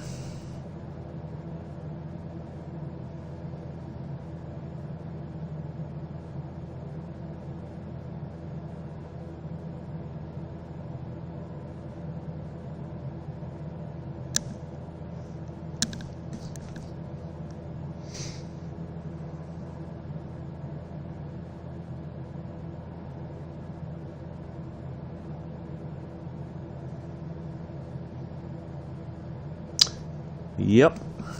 Exactly, Amela. Exactly.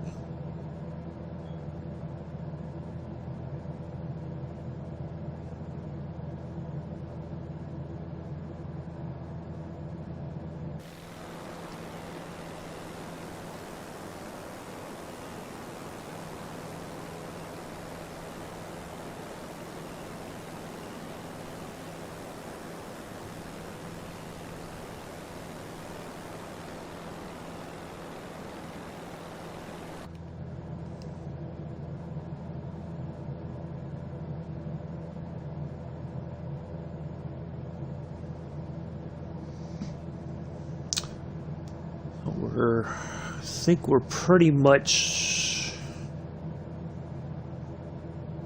should be, once we pass the marker here, we are on the halfway point, and we will continue over there to Perpignan, and hopefully I'm saying that correctly, and then we will call in for our landing there, runway 15. I don't know if we're going to have a straight-in approach or not. We may have a pattern entry, like we may have to do the turn in and all that and land, so hopefully it'll be a good landing.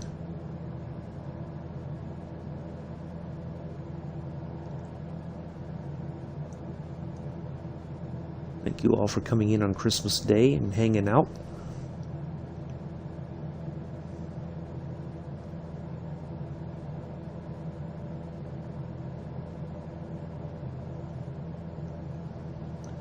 I really thought when I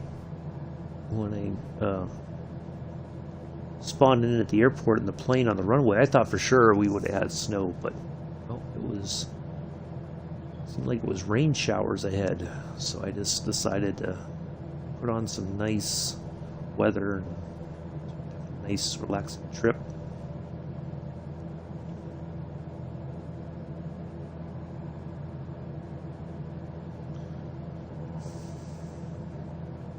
Matter of fact, Abella, is that you on the Posh channel? Is that your Posh channel account?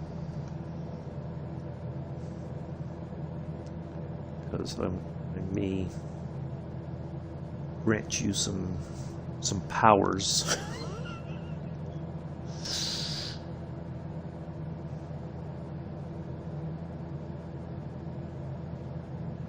I think it's your Twitch account there.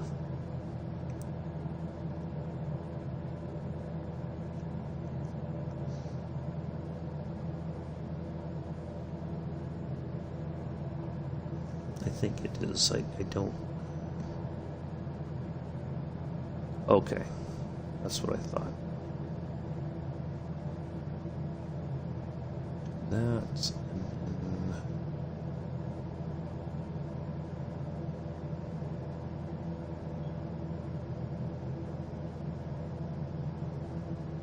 Oops.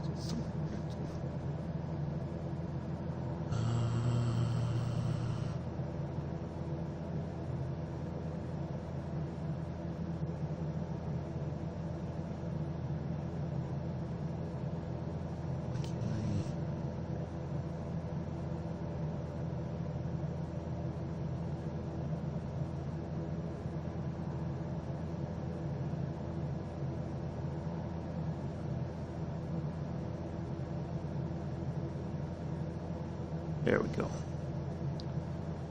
There we go. All right.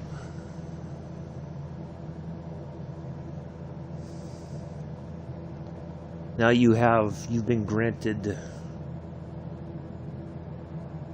by the power invested in me. You are now a mod over on Twitch for my account. There. Werner von Seitz, thank you for the follow.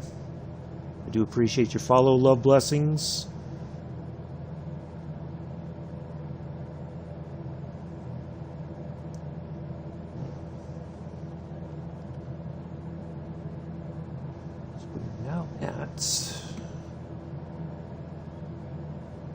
Oh, I trust you. I trust you, Mela. So, 60 followers. Nice. So we're growing. It's a good thing. But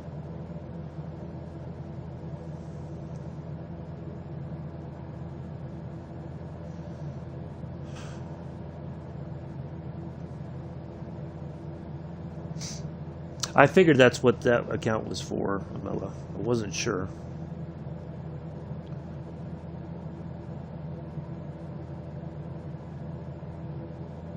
But at least things haven't gotten terrible over in the YouTube channel.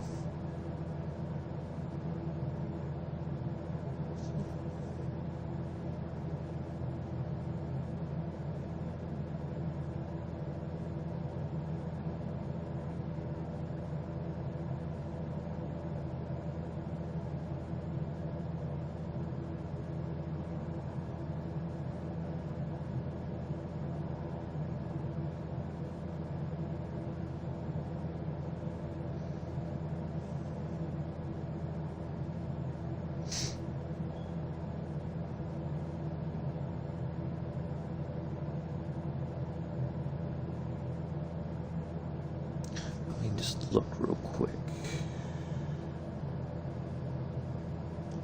So that should be that one there.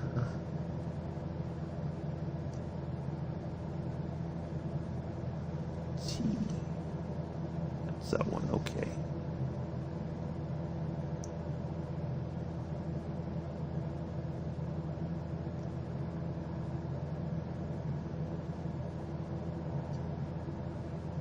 Just looking at the... Alright, so it's 68 nautical miles to the next marker, and then 70 to the airport.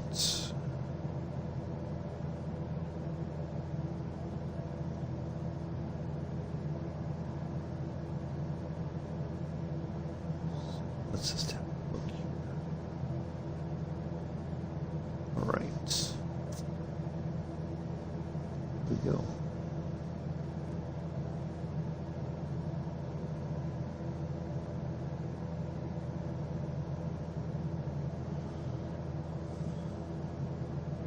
Keep that open so I can kind of have an idea of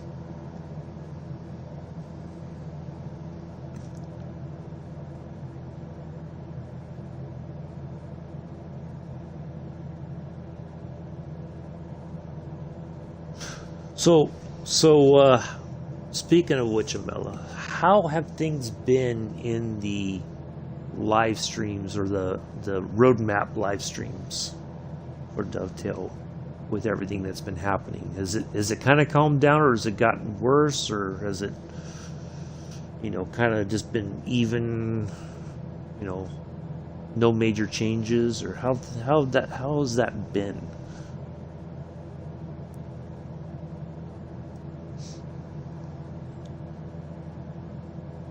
Just out of curiosity.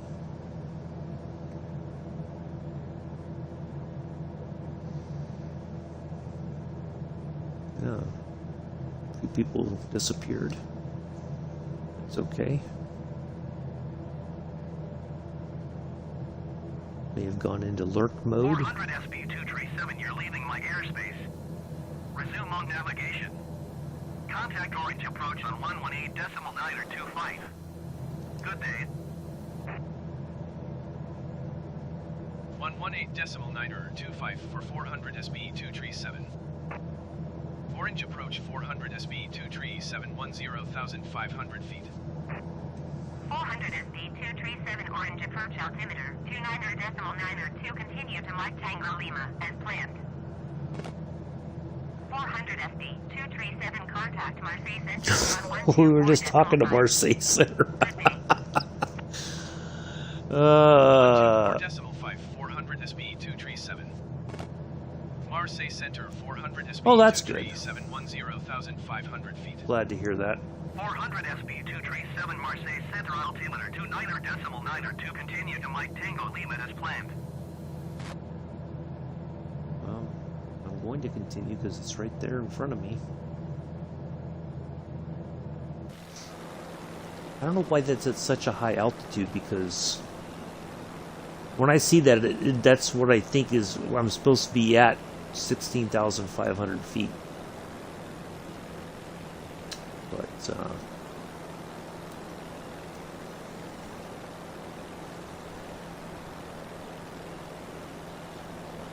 so I wonder if that's because most everybody has kind of given up on it, Amela.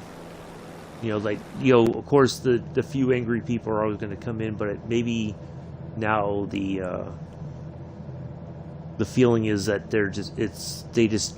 they've given up on it. They don't go into the roadmap streams anymore. They probably don't play the game anymore.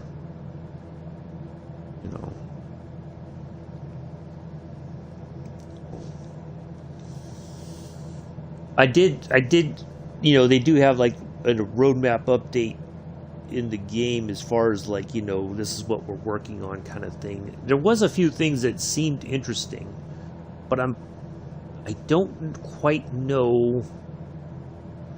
Like, so they said that there's some stuff coming out for Sandpatch Grade, some other liveries and some add-on stuff, like more services or something. Now, is that a free update, or is that something that we would have to pay for? Because it sounds like it'd just be a root update, which is generally, I think, free. But I'm not 100% certain. Like when I saw that it didn't really specify if it's a paid sort of thing or if it's a free update and you just get more services and maybe a couple different liveries for the route or for the locomotives or something, which I can't really think about what other things that they would add, but I don't know. So I didn't know if maybe you knew that.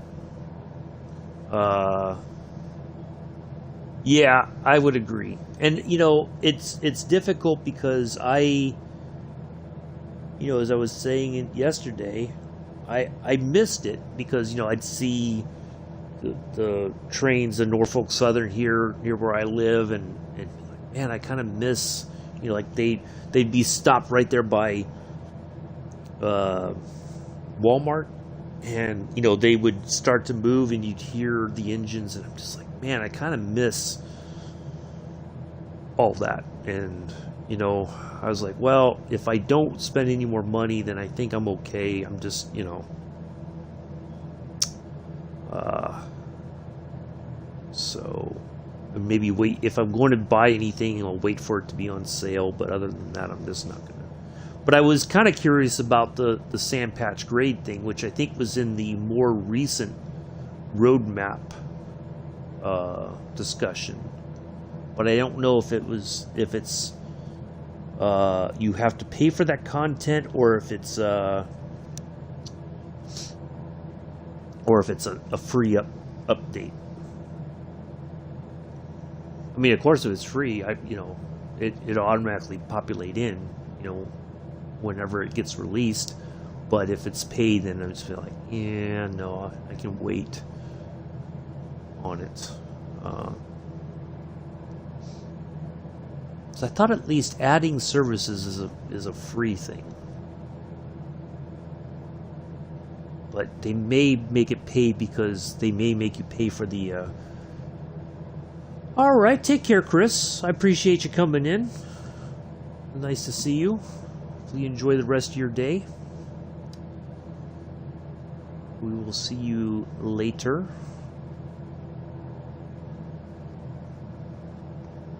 Be safe, be well, and all that good stuff.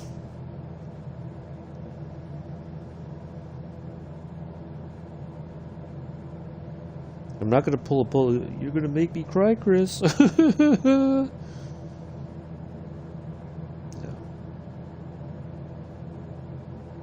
Nice to see everybody here.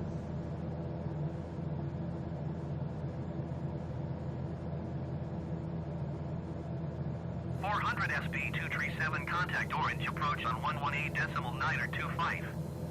Good day. Going to 118.925, 400 SB237. Orange approach 400 SB237, 10,600. I think it's free because there's soon a... Orange approach altimeter, 29.9. Yes. Continue as planned. Hopefully be drunk later. Oh, Chris. I did see about the 50th anniversary for the ACS 64. So yeah, hopefully that's the case. Which I'll be happy to have. Well, not the ACS stuff, but the 400 SD 237 contact Marseille Center on the stuff for the sand patch grade. 124.5 for 400 SB237. Marseille Center 400 SB237, 10,600 feet. 400 SB237, Saint Marseille Center Esprit. altimeter 29.9 continue as planned. Watch now, I'm going to get bounced back to Orange Approach. So yeah, I that would be nice. Sorry, I didn't mean to clear my throat. Man.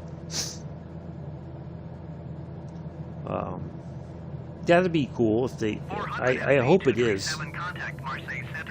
Goodness gracious. I must be zipping right through some sort of a overlapping area. 400 SB237. Marseille Center 400 SB237, 10,600 feet. 400 SD 237 Marseille Center altimeter 29.9 continue as planned. I think what we could do... Let's just start. Just do a little lazy altitude reduction.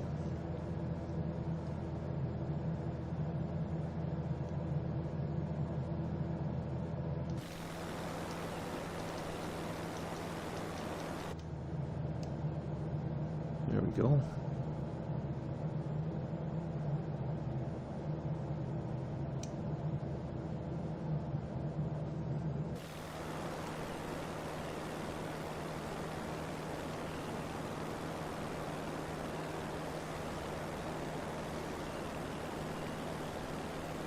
Yeah, because I got that sense too, Amilo, about that stuff, but without them really being clear, it's kind of hard to say sometimes, you know. And so I wish they would say, you know, or maybe they did, and maybe I just didn't see it in that in-game roadmap discussion. But that's good. I you know, it's nice that they're adding more because, you know, when I was looking at Sam Patch Grade last night, once I downloaded everything, I was like, man, there's just not a lot there. You know, it's long, but it's just, you know, I'd like to have more services on the route, and you'd think, well, I guess it's taken them some time because they've had so many other things to work on. So, yeah. Man, that, with all the routes and everything, it was a lot of, it took up a lot of space. 118.925 for 400 So, SB 237. Orange approach 400 SB 23710. I've only got this game and Train Sim World 2 on my Xbox now.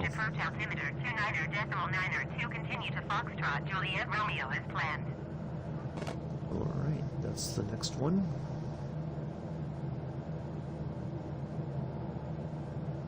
And then we'll turn in for our last bit, 70 nautical miles into our airport. So we'll kind of just have a nice lazy reduction in altitude along the way. And, yeah, like it's yeah, it was insane. So I've got only a little bit of space left. So yeah, I had to take off Division 2 and Farm Sim 19. So yep.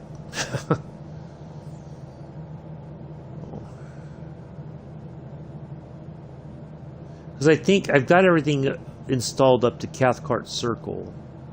And, well, no, I got Cathcart, and then I've got Cane Creek, I think was the one beyond Cathcart that I do have, that I know kind of works. So, let's see. Oh, that game. Yeah. Well, you know, it was... I was thinking about it for a while, and I thought, you know, it was fun for a bit, you know, I enjoyed it, but it's not...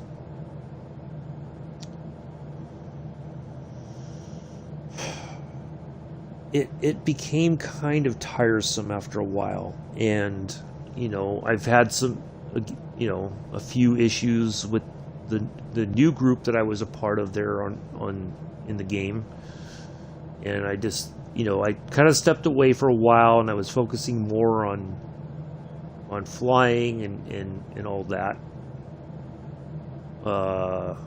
So I was like, yeah, it's got to be the first one to go. And then I thought about it, I'm like, yeah, maybe I just need to take off Farm Sim, because with all that I would have, if I left even Farm Sim on, I'd be running out of room very quickly. So especially, you know, in the new year, if there's more updates, it's going to take more space. And I definitely need one of those add-on sort of drives, you know, then I could have at least Train Sim World 2, and I can move that over to the external drive, or the additional storage space, whatever you want to call it, and then have call it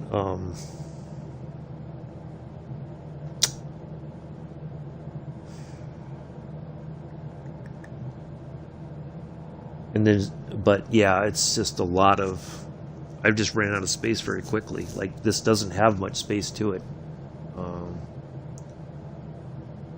Yeah, I can imagine, Amela. Yeah, I don't doubt it. Don't doubt it at all.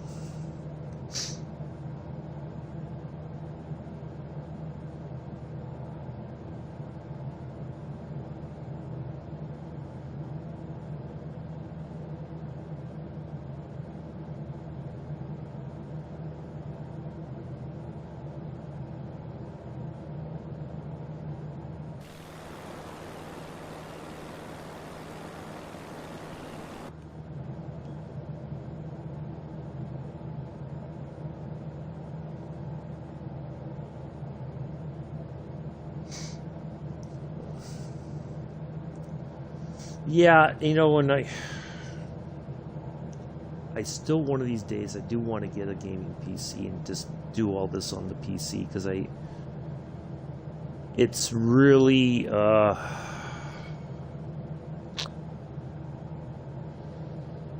it can be a bit disheartening when I see all this stuff coming out for Flight Sim, but it's not, unless they specify, it's not for the Xbox side of things. And you know, it's like maybe will come out some months afterwards. You know, like I'd really like to get the CRJs, the Bombardier regional jets,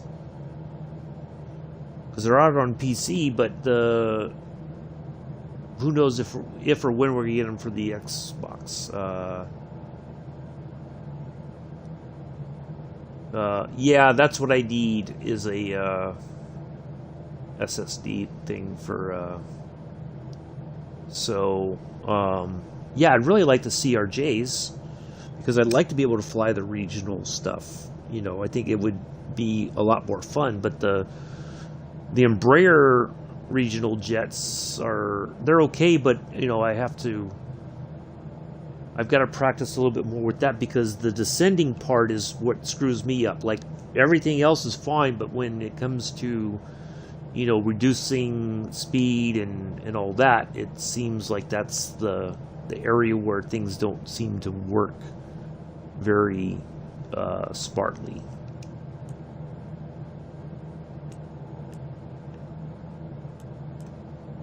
Easily entertained sometimes. Like making the lights come on, testing them. Testing.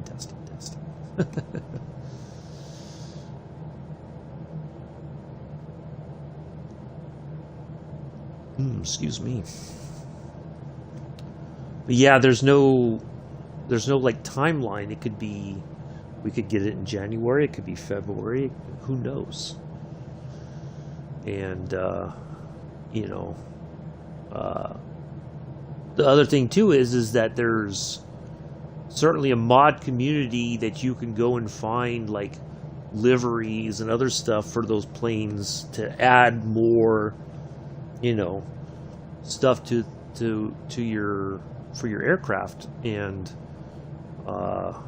yeah, it kind of sucks that we don't have that capability unless it's a paid, you know. They might be able to give it away for free for the PC side, but the paid side, they'll say, well, if we're going to do this on the Xbox, it's got to go behind a paywall. Well, you know, so yeah, I don't know. It seems just a bit,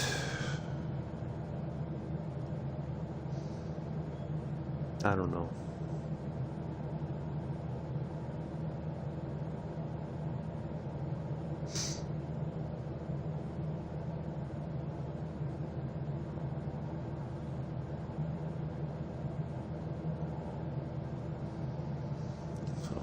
Yeah, it'd be nice to have some more options or whatever as far as our flying goes, and what we have that we can use and enjoy. You know, I think once I have something for late breakfast this morning, once we land, and I'll make some pancakes for myself, I think, for breakfast, and all that. So I'm gonna probably spend some time just kind of checking over some things today and trying to check to make sure that I know what I'm doing. You know, check, check, and recheck. So, yeah.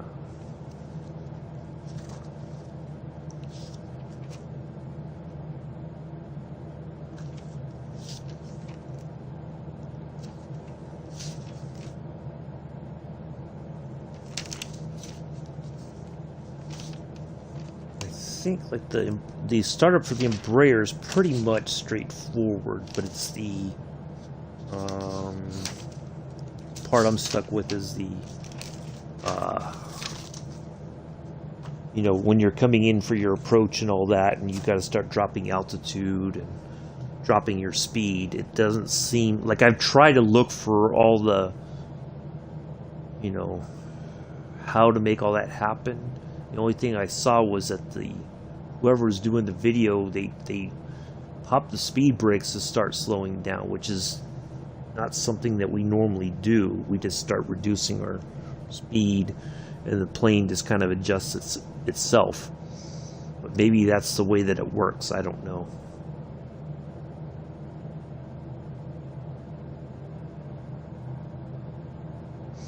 So, I'm having Christmas breakfast. Nice, Amilla. Surprise, surprise. Abella's eating.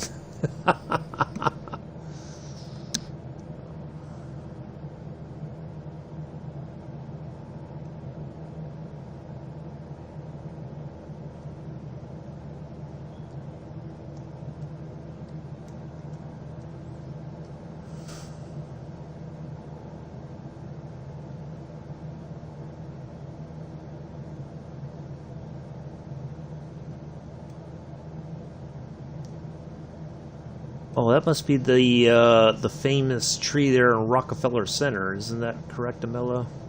The picture you posted? I think that's the one in Rockefeller Square Center.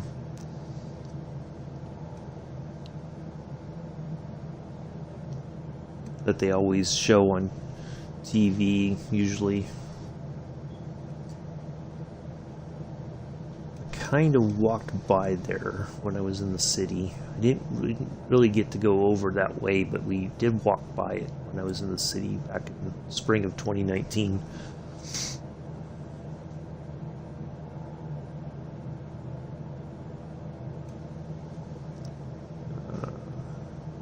That's what I thought, yeah.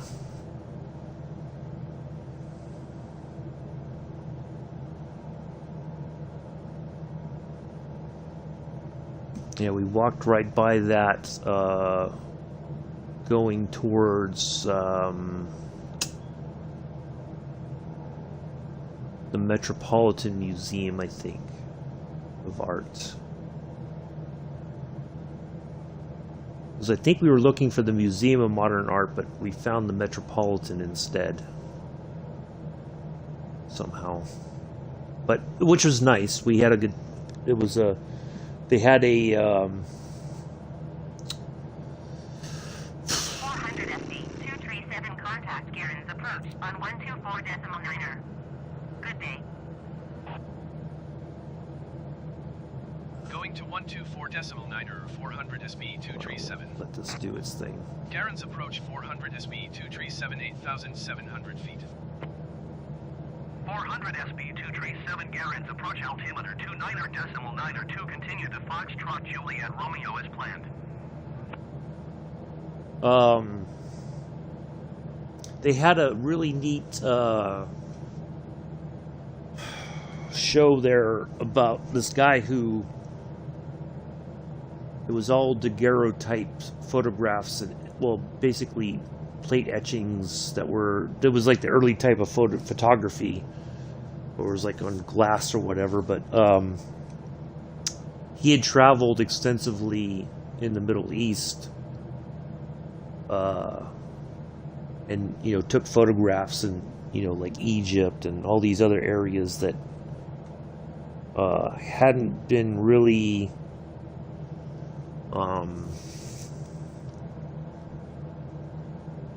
explored or whatever. He just wanted to bring back pictures of the culture and everything.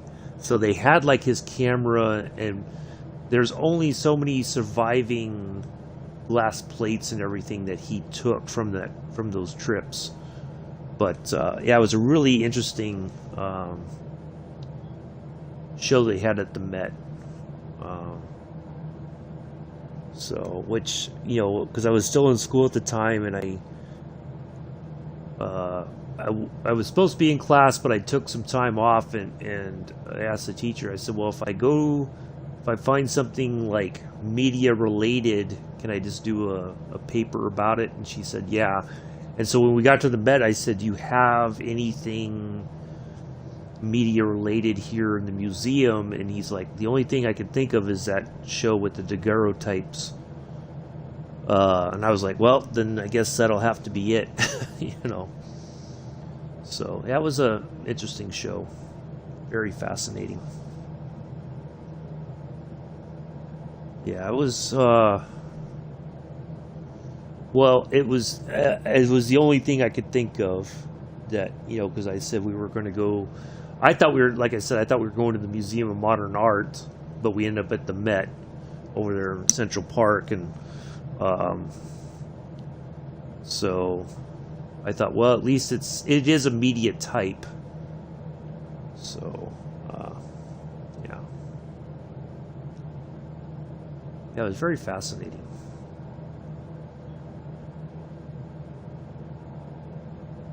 So yeah, we enjoyed that trip really, really well. Although I did not like driving. If I had to drive around the city, that was a bit more stressful than I was prepared for. So, yeah.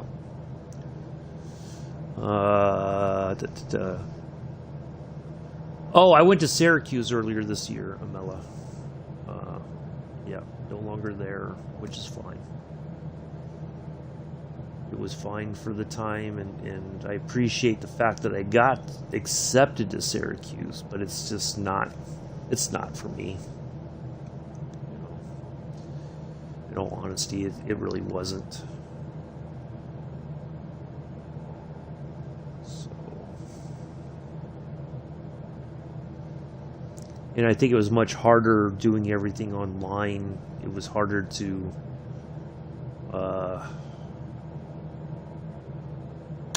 well, I don't think it would have been even better on campus, but I think things are much different when everybody's in the classroom. You know, it's easy to get I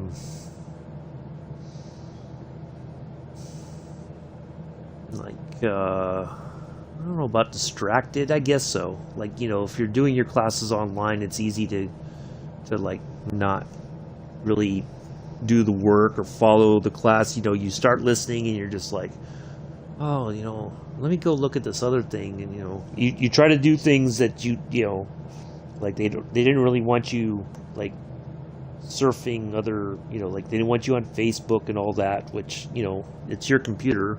Like I could understand if you were using like the school's computer, they might be able to know, but you know, so you start looking at Facebook, or you start going on Amazon or eBay, or you know, whatever, or YouTube or Twitch, or you know. So yeah, it's easy to just like not to lose your focus, and but you know, like I said, I'm thankful for the opportunity, but it's, you know, certainly by halfway into the spring, I'm like, yeah, this is not for me. You know, yeah. So, you know, if I was significantly younger, I think I would have been just fine, but it was, yeah. I kind of liken it to, you know, I was older when I went back on active duty, and when you're young, you don't see a lot of the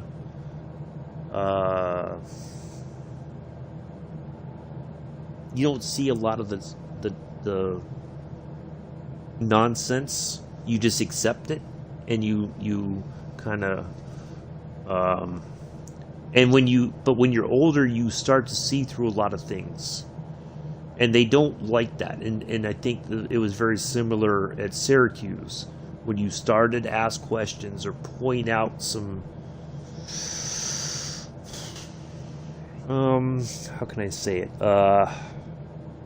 Some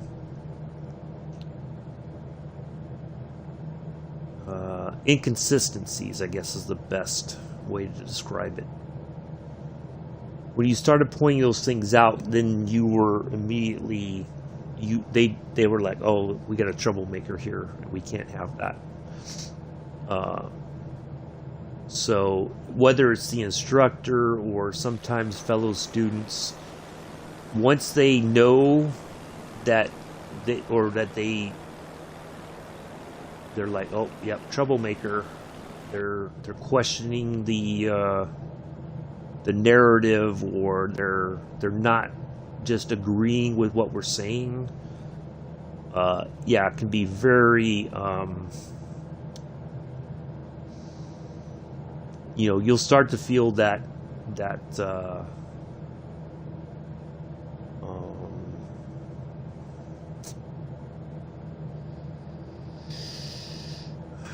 pressure. You'll start to feel that you're like an outsider essentially, and that you will not be thought of in a positive way, for lack of a better term, I guess. So yeah, you start to feel that sense of not belonging, even though they will swear up and down all day, every day, oh, we appreciate you being here, but you get the sense that is not really the case. And I think when I really knew it was when my German instructor, who I thought very highly of, I thought she was one of the best instructors I had, and then all of a sudden that one day when she she hadn't started recording the class yet, and then she insulted me essentially by lumping me in with a bunch of people from a long time ago, and I was like, wow. And because it wasn't recorded, I couldn't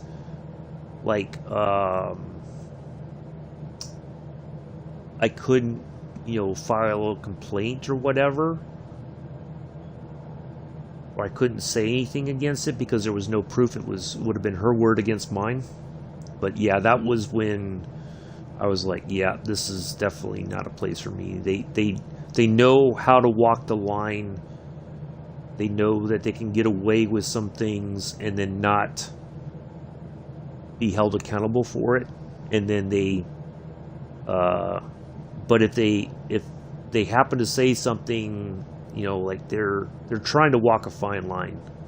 And it was really like, it was so out of nowhere when it happened. I was just like, I was stunned, because I was like, wait a minute, what? How could you say these things? So yeah, it was very, very hard to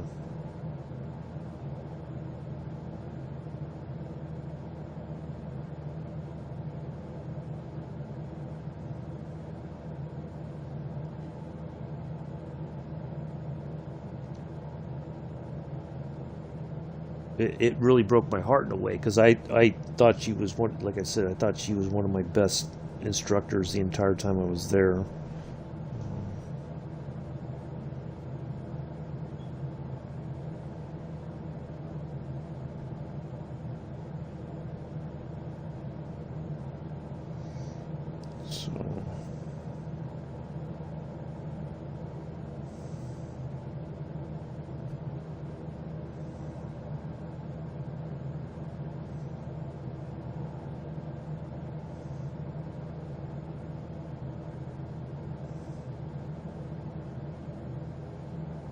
That's what I thought. Why I got a thing from Walmart. Like, I thought they were open. I was like, wait a minute. Walmart's open today? That's crazy. So, yeah, it was very, very difficult to, yeah, that's right, Abel. I remember saying something about it when it happened. It was, yeah, I was just, like, floored when she said that, and I was like, wait a minute, why are you dragging me into something that I was no part of? You know, other than the fact that she was talking about service members, and it's like, you know, when you make a generalization like that and not correct it and say, well, you know, after World War II, American service members who were stationed in Germany were saying these things and they were highly inappropriate, then they wouldn't have put me in that same boat, so to speak. And when she didn't correct it, and I immediately said, no, that is not me. I never would have tolerated that. I used to tell people all the time if I heard them say certain things that was not acceptable. I wouldn't, you know, I held the German people in high regard despite the past. You know, I know that the people that I interacted with, they were all very nice people. You know, I would have never insulted them intentionally or otherwise. You know, I was just like, wow. And, you know, I was kind of thinking about it again. I guess we're going to have a quick story time. One of the areas where I'd like to do a flying tour in Germany, again, not, you know, like we've done it around Heilbronn where I was stationed, and we've done it around Frankfurt and all that. There's an area to the north, kind of the northeast. Yeah. So there's an area there's a city called Fulda. And there's Fulda, and then there's two other cities. And so the area where we thought the story goes that the Fulda Gap is where if the Soviets invaded, it would have been through there, and the major battle for Western Germany would have taken place in the Fulda Gap. And it's one of those places that if you would only know about it if you know your Cold War history, or at least had some kind of interest in the Cold War and what it all was really about. And I thought of, you know, like it brought me back to that comment that she made. Contact Montpellier approach on 127.28. Good day. Hold on a second. We'll let this go through, and then I'll continue talking. 127.28, So I'm not talking over the radio. Montpellier approach 400 SB 237 8,000 feet. 400 SB 237 Montpellier approach altimeter 29.902. Continue to Foxtrot Juliet Romeo as planned. So, you know, when I was looking at it, you know, I had to find the points, you know, or find the towns and everything, you know, like Google Maps, and then I had to try to find it in here, and I'm like, oh, okay, now I know where everything is and what's in relation to what and all that. But then when I thought about that, I'm like, so this, you know, like when I was there, it was if the Soviets invaded Germany, or West Germany, I should say, not Germany, but West Germany, because there was a distinct difference, we were not expected to live. Maybe we would be lucky if we made it for 3 days, and then we were expected to be dead. Like that was the unvarnished truth. They, you know, if you made it to a week, you were lucky, but anything beyond that, either you were running and hiding, or you were just where the fighting wasn't and something is wrong. You know, so yeah, there was the expectation we would not live for very long, despite our best efforts. And I thought about that, and I'm like, so when this instructor, you know, kind of lumped me in with idiotic people, and then I'm thinking about that Fulda Gap, and I you know, knowing my own Cold War history because I was part of it, you feel like I should have said, like, okay, so Would it have made any difference if I had died in the Fulda Gap? If the Soviets had invaded, would you have forgiven the idiocy of the people in the late 40s and early 50s and all that? You know, what would have had to happen for you to feel like your life was, you know, that you got the, that your life was not changed in a terrible way, or that you lost your, I don't know about freedoms or whatever, you know. But I didn't. I said, no, I would have never have said those things. You know, if I heard anybody say these things, I'd immediately chastise them in a verbal way that their attitudes and their words were incorrect and they were wrong. But, you know, but I think also there is elements of, you know, the younger generations. You know, her and I were not very far apart in age. You know, she knew, she was there when the Berlin Wall was up. Now, I don't know which side she was really on, but, you know, before the wall came down, the reunification happened. I think she was more on the western side, but maybe if the Soviets... Well, that's possible, Bronzeman. I'm not saying that the, you know, like the political landscape, you know, certainly things would have been much different, but I'm just saying in a general sort of, you know, what if scenario. Because this person, you know, kind of, it was like an insult to me. And, you know, when I think about it, I was prepared to give my life for Western Germany. That was what we were there for, essentially. We were prepared to die to save the West.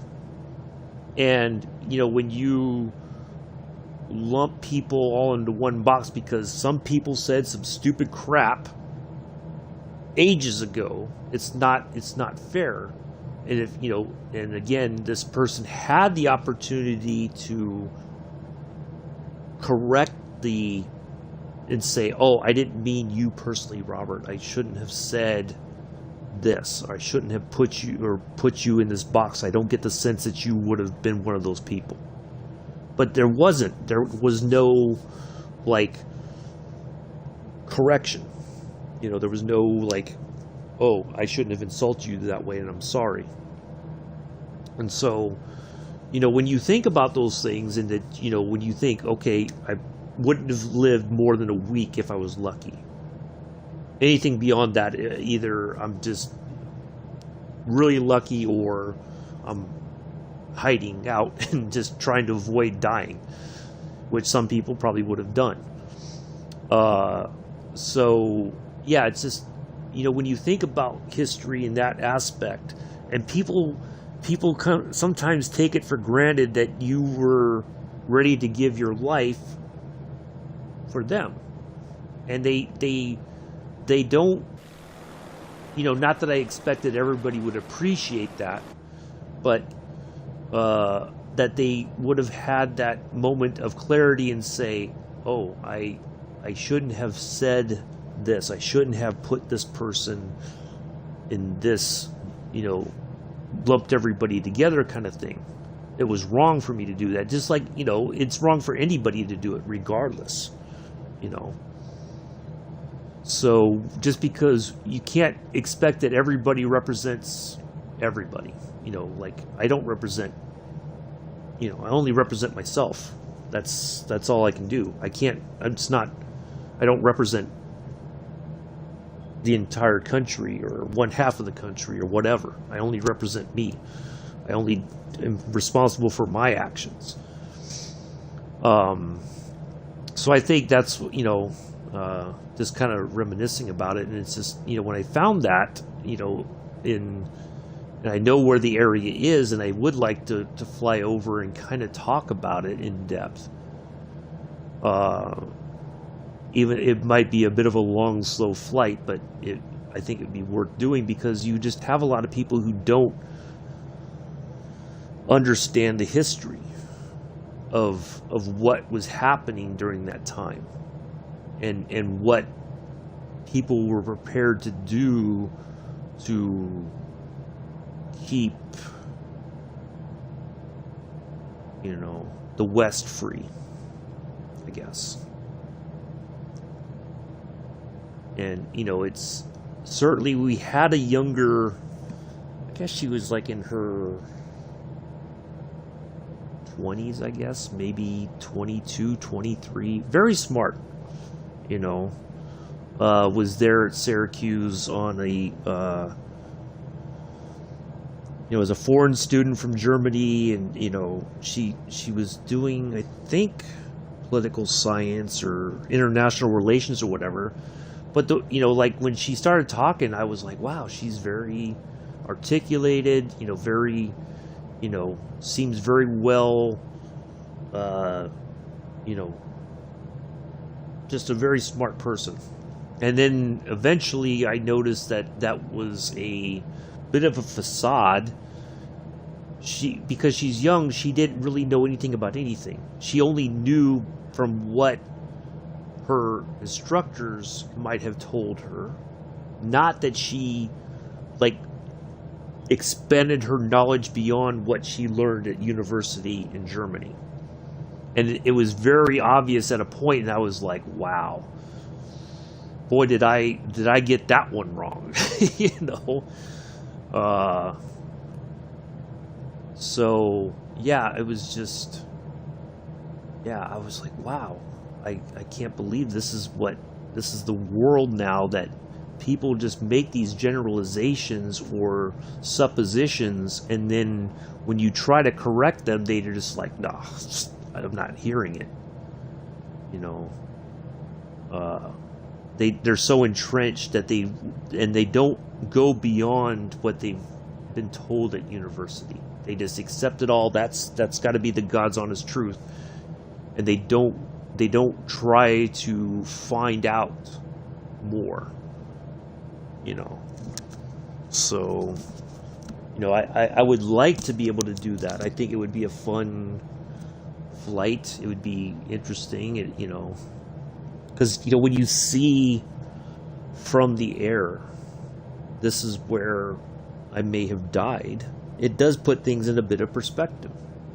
You know, you wouldn't have known the exact location, but the generalized scope of the Fulda Gap, if you think, wow, somewhere in there I could have been dead if the Soviets had invaded. You know, and it you know, again, I think it's more of a perspective thing, and just thinking, wow, this is, you know, did you see? I heard about it. I know that I've seen the reports about that that's supposed to be more powerful than the Hubble, which I think is absolutely fascinating. I remember when the Hubble came out, because that was a very big deal. All right, let's see if we can get LFMP, if we can talk to them yet.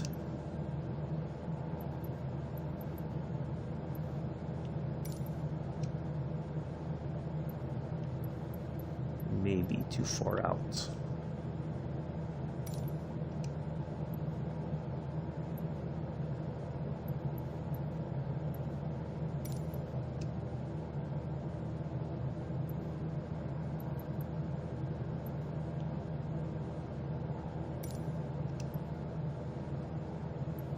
Oh, there it is.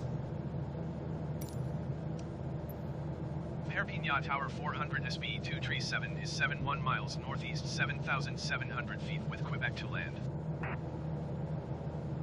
400 SD 237 Perpignan Tower. Altimeter 29.902, wind 268 at 3. Make left base, runway 15. Enter left You base, got it. runway 15 400 SB 237. Go crusty salute.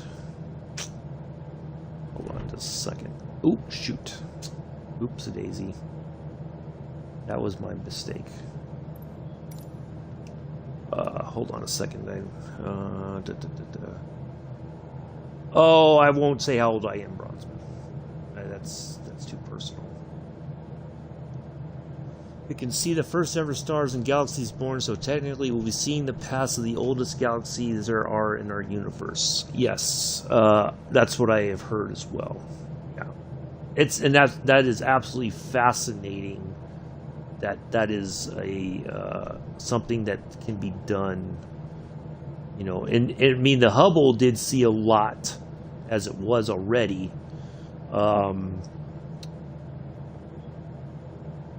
So yeah, that's you know, amazing to see that that happen. You know, and it's with that and the things like what SpaceX is doing. I'm in absolute awe of the technological advancements that have happened. You know, thanks to SpaceX and everything else. It's really amazing to see. But wait, let me look up something.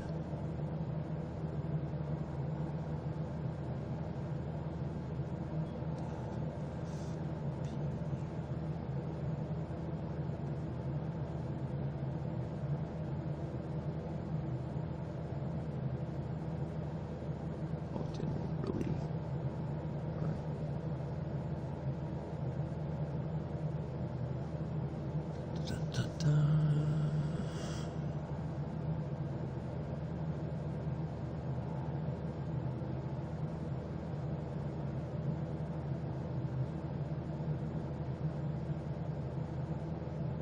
Trying to see what the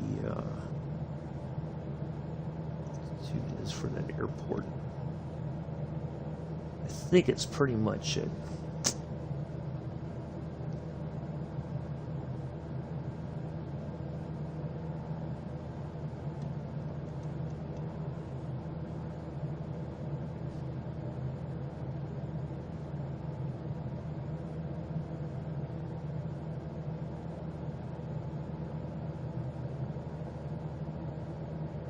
It's like the altitude of the airport.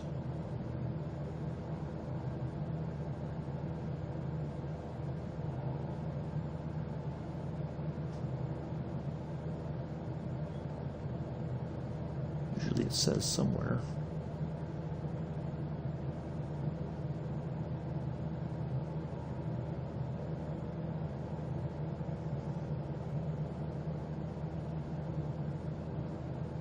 Oh, 144. Ooh, I'm way up.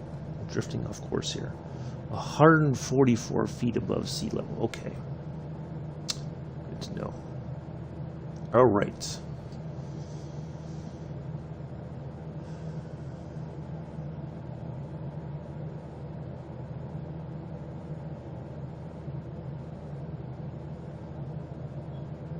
Still got a nice slow descent.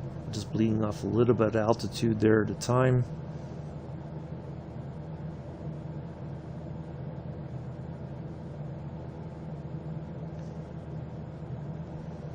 Wow, this has gone on for quite some time now. It's going on 9:30 already. The light from those galaxies is almost 13.6 billion years old, so the light coming them become very redshifted, like the wavelength of the light becomes very stretching. Yeah. Yep. Yeah, exactly. That's exactly it. That is 100% correct, as far as I know. Yeah, it's absolutely amazing, I think, the ability to see all those things, to have the technology now that was developed since the Hubble came out to keep improving our ability to see and understand the galaxy and the universe and everything.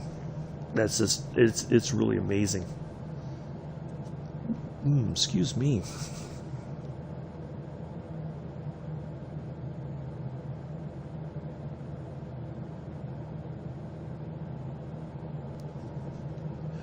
Well, we are on our last bit of flying here. Still got a bit to go. I think this would be a good opportunity for me to stand up for a moment, take a break for a second, and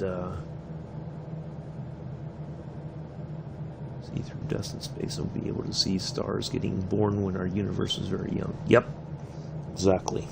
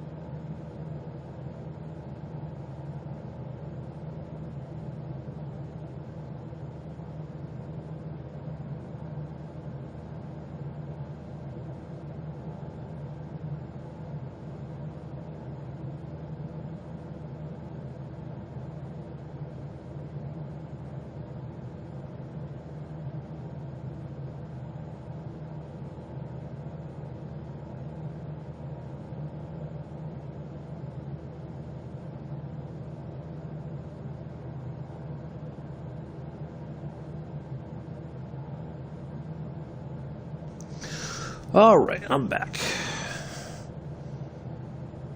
Keep getting pushed off course here, it seems like. I don't know.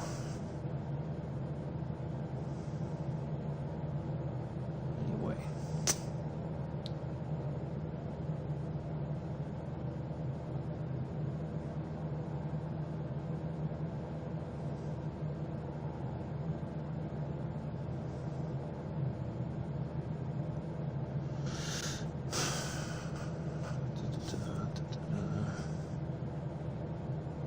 People think that these old galaxies might have evolved life forms, so...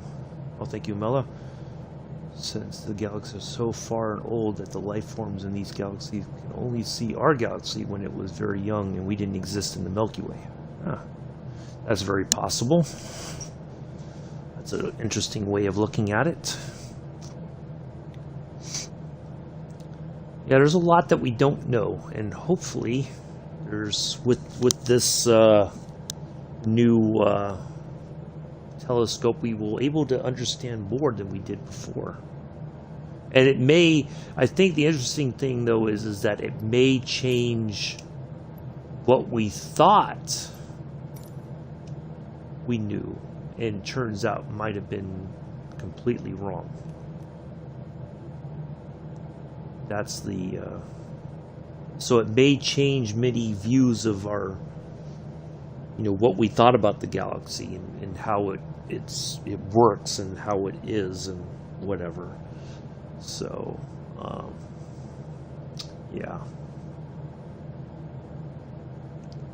yeah, exactly. So maybe it will give some answers, but it may even change what we know. It will broaden our knowledge, and then we'll say, oh, what we thought we knew was wrong. And that's a good thing, to kind of, you know, if the theories or whatever were wrong, then we can update the theories or update our understanding and all that. At least I hope that's the intent. I would think that's what it is, but sometimes you never know.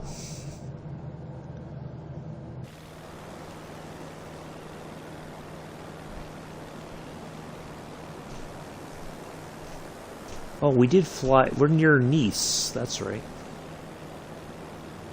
I think. Sure. Okay. Yeah, it'll be interesting to see those first pictures. Absolutely. Absolutely.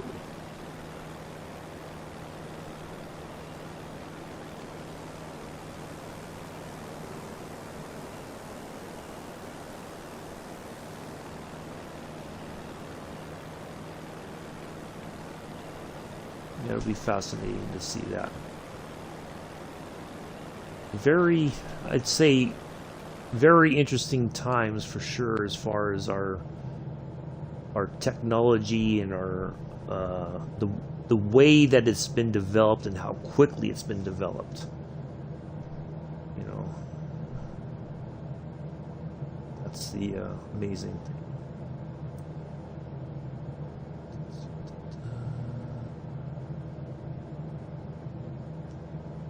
Finally, here we are at the end, and another bot comes in to act up. Well, yeah.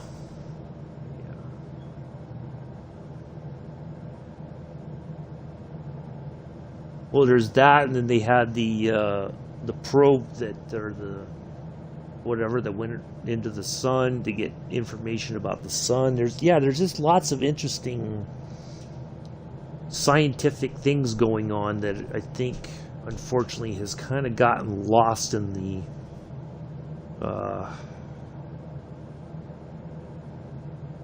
the other things happening around the world, you know.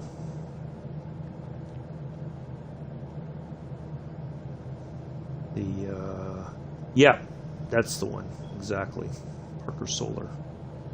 Yeah, for really interesting things that they've been able to do to gather more, whether it's understanding our universe and everything beyond it, or getting a better idea of our sun and what's really happening with that. It's all very interesting sort of stuff happening. So yeah, really, really fascinating times. And I think, it should, I would hope that it would encourage people to get into science and all that. To be a part of something like that, I think, is absolutely amazing. Only 10 years old. Yeah. So I think that's the,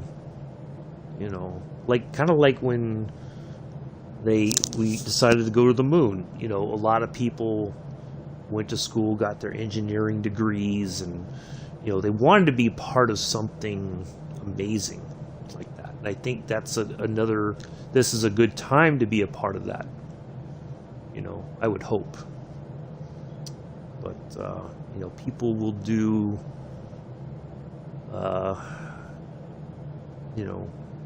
they'll only want to be a part of it if it's, I don't know. Have you heard of Artemis?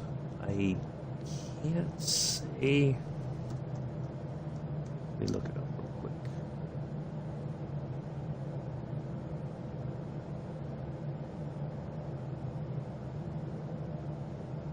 Okay. The Artemis mission, NASA will land the first woman and the first person of color on the moon using innovative. Okay, so that, I think that's the one that that's being developed in conjunction with SpaceX, if I remember correctly. I didn't know like the mission name or whatever, but I did know that they are working on a new lunar sort of landing and getting to the moon and all that again. So, yeah, I've heard about it, but I've not really heard more than that. So,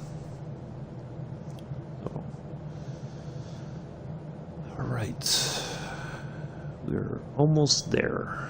Just got a little bit more to go, and it should go very quickly soon. Need to reduce a little bit more altitude.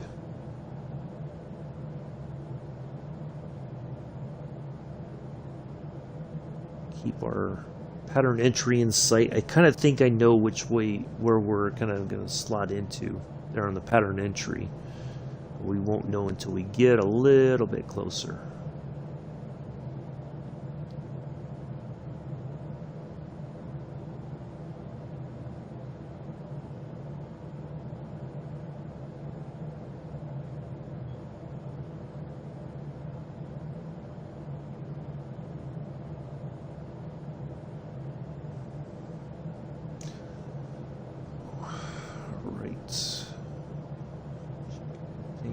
Looks like everything's going well. Right.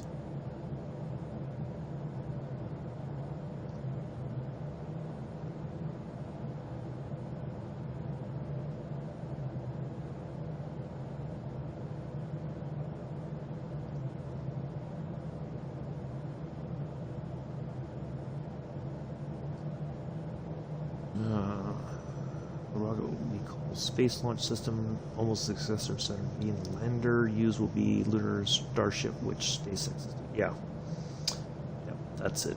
I knew SpaceX was involved. I just didn't know which part, or I don't remember which part. I just know that they were working on that. That's one of the things that they're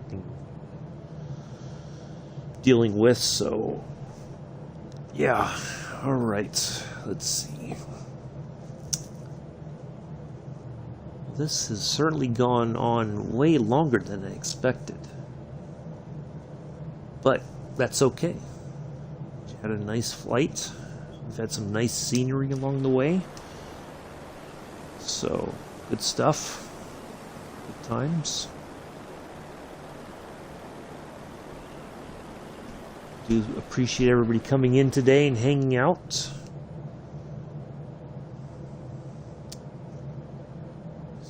We will be back at it tomorrow. We will be returning. We will be the grand return of Train Sim World 2 to the channel. We will be taking a nice trip from Rockwood, Maine #1 down into Cumberland. We'll be up front in the AC 4400. Hopefully, we will have... I gotta figure out how to get the snow. We should have a nice snowy scene, I think, for that.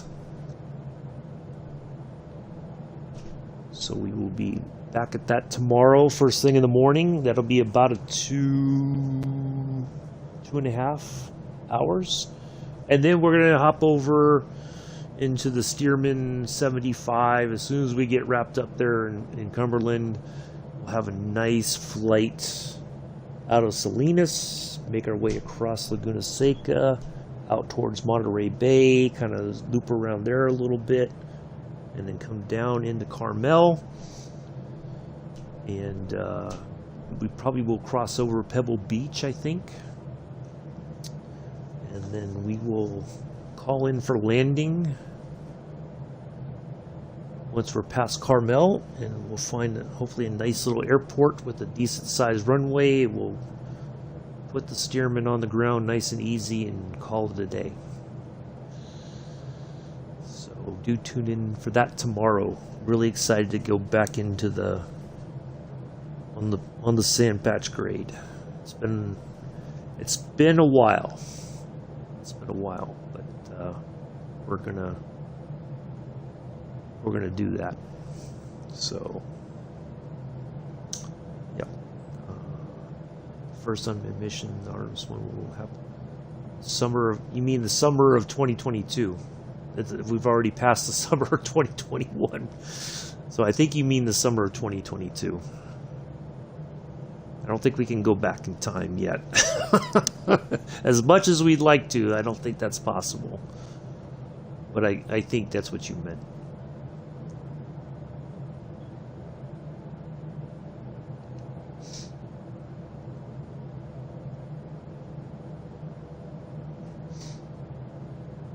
Yeah, there's lots of things that they're working on, which I think are just absolutely fascinating, and I think to be a part of that is if you're working there and being a part of something like that, I think is absolutely amazing.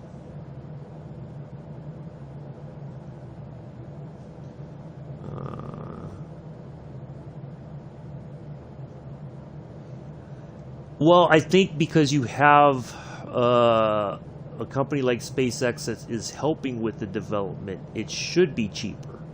But one of the things that I think Elon Musk has said is that SpaceX is losing money. So either his price is going to go up, or something is going to change. But he's I think he's willing to do it, but at the same time, I think he's just like, we're losing money, and we have to get this done in order to make money. So I think it's a very tough situation for him to be in, because he has employees and investors and whatnot that I think he wants to have, you know, they want a reasonable return on their investment as well. So anyway, all right, we've had all kinds of different discussions today. I guess that's what happens when you fly for over 3 hours.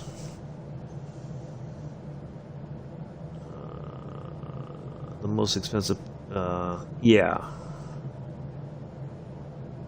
But hopefully they can bring the cost down. You know, we talked about space stuff, we talked about relationships, we talked about Cold War. Wow, we've talked about all kinds of stuff today. And we will be bringing it to an end pretty soon. Here on the last the only Christmas of 2021, the last Saturday of 2021. This is it. Hard to believe the end of the year is here, essentially. So, appreciate everybody coming in, appreciate the new subscribers, the new followers, the returning faces, new faces. Greatly appreciate it. We're hoping that 2022 will be another good year, where we will continue to have a good channel and something that everybody will enjoy as much as possible. Kind of go over some things before. If you haven't heard, in the new year we will start to open up viewer requested flights, and that will be only on Fridays. I've got everything planned up to the 21st for right now. It won't be until about mid-January before I ask for the flight for the 28th of January. First come, first serve. Has to be I have to be able to find airport to airport, so I need the correct information as much as possible. If I can't find it, I will try to find a compromise. And if you accept that, that's fine. If you say nope, then that's on you. Then we'll go to the next person. We'll have the we'll reopen it again. But hopefully nothing more than 3 hours. And I need to know the airport stuff. I need to know that more, so I know what plane I'm going to be flying for that flight more than anything. So if it's a dirt strip, then it's going to be much longer flight, because if we're going to have a very small plane and it's not going to be very fast. But we'll try to figure something out, but try to keep it simple. If I've flown, like say on the 28th I fly in a certain country, and then on going into February I want something different. Don't just give me your home country or whatever. Give me something different that you want to see. Okay. We'll go fly the Starship. Yeah. I know they've been testing a lot of stuff, but they've had a lot of troubles with the, I think the landing system. I think, if I remember correctly, the rocket explodes on landing or something, so they've been working on trying to solve all that. So yeah, that's what's coming up in the new year. Sundays we will do our train stuff, and then we'll do our scenic flight after that. So we will try to have a reasonable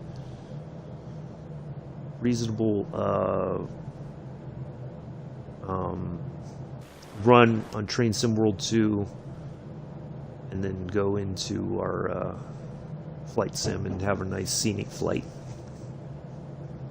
So that's what's coming up in the new year. So do stick around, do join us.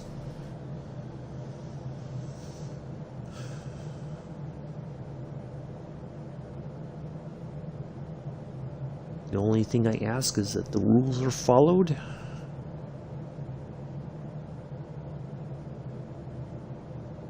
And that you just respect the channel. That's all I ask. I don't think that's unreasonable. Just like if you were streaming, you'd want people to respect your channel. So you see at the stage, the web. Okay, I'll look it up, Bronzeman. It's okay. I'll check it later. I'm kind of focusing on getting this plane landed here shortly, so I do appreciate that. I will check it out. So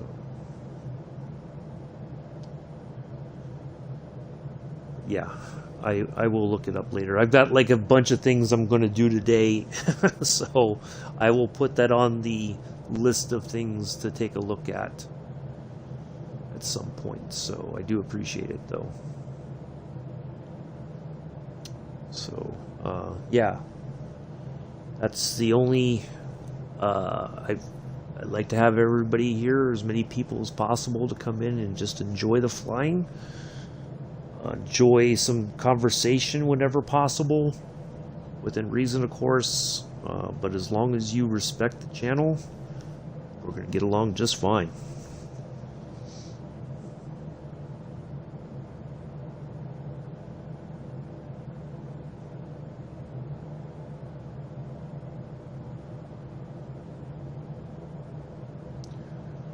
Alright, we are almost there. We got a little bit more to go. Need to bring the throttle down just a bit. Still a little too early to get some flaps down. I am going to turn on landing lights, taxi lights, just so we are well lit, which it should be those two lights. Yep, there they are right there.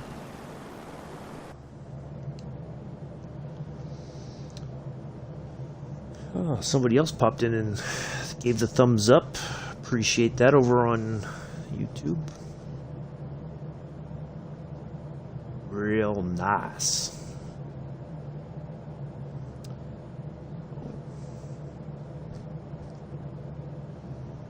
Everybody's having a good holiday.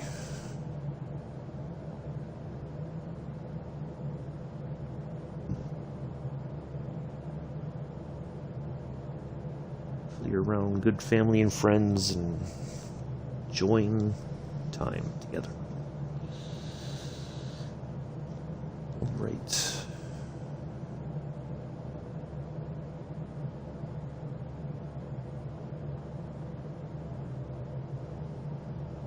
Well, it's going to be almost 4 hours by the time we land, I think. It's been quite a long flight, but it's been fun. Had some nice scenery along the way, like I said before. Neat little plane. Not was what I was expecting, but it's done pretty well. I thought it was going to be a little bit faster, but it seems that we've been on a perpetual, for quite a long time. It was just wanting to climb, and finally got it to settle down late in the flight. But we've done okay. So good stuff.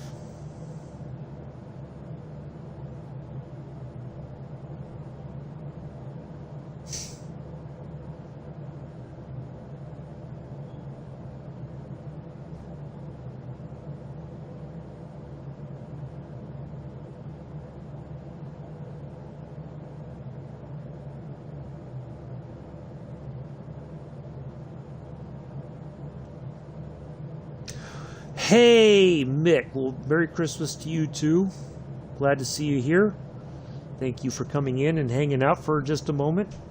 Greatly appreciate that. Also, can you see this YouTube stream? It's live. I will look that up as well, Bronzeman. I think I've seen that one before, but I will look for that one as well. So, thank you.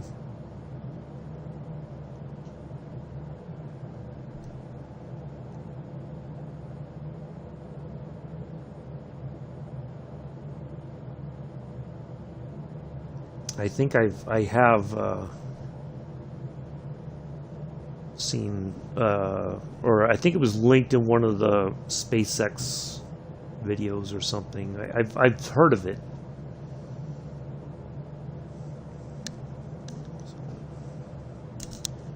Well, Merry Christmas to you too. They're glad to see you here. Hope you're doing well. Extend the holiday wishes to your family, please. Let anyone to put cameras. Yeah, I think they want to have Bronzeman. I think they're trying to get as many people interested in what they're doing to see, and I think hopefully, especially for young people, it will encourage them to be, to pursue careers in technology and engineering and everything and sciences, and so that they will be the next SpaceX generation, hopefully. I think that's what they're trying to do.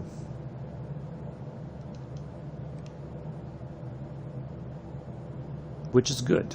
That's what they should want, So I appreciate that they're trying to show their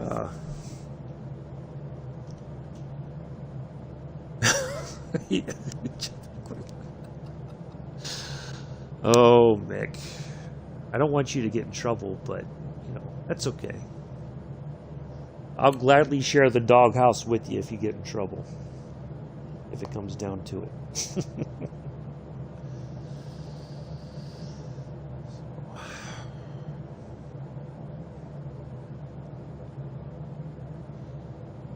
They said downwind left. Is that correct? Did I hear that correct? Left base. Yep. Okay. So I think I know which way what we're going to need to do.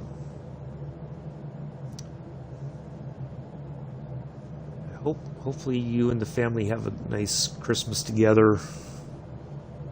Try not to eat too much if you can help it, but I don't think that'll stop you. I think you're going to eat as much as you can. Then take a break and go back for some more. That's the way to do it.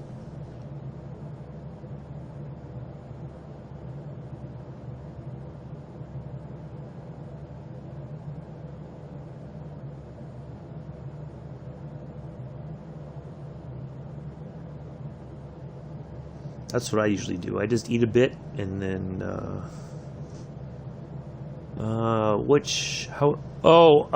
I don't really know Bronzeman. I don't follow it that much. I've not heard anything, or I've not, I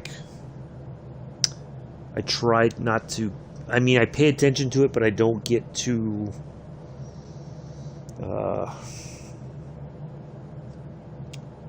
wrapped up about it, because it's, as if we have enough things going on as it is, and that's just another, so I couldn't tell you.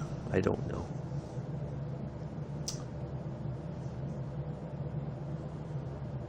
I'm sure there has been maybe a few cases, but I don't really know. Okay. Take care, Mick. I appreciate you coming in. Good to see you. I will catch you hopefully soon. Looking forward to another one of your fine streams. Take care. Enjoy your holidays. Yeah, I don't... I think I saw briefly somewhere that there was talk of new COVID cases, but I don't... Yeah, there's just a lot of... I try not to get wrapped up in it, because it's it can be a very depressing and all that, so...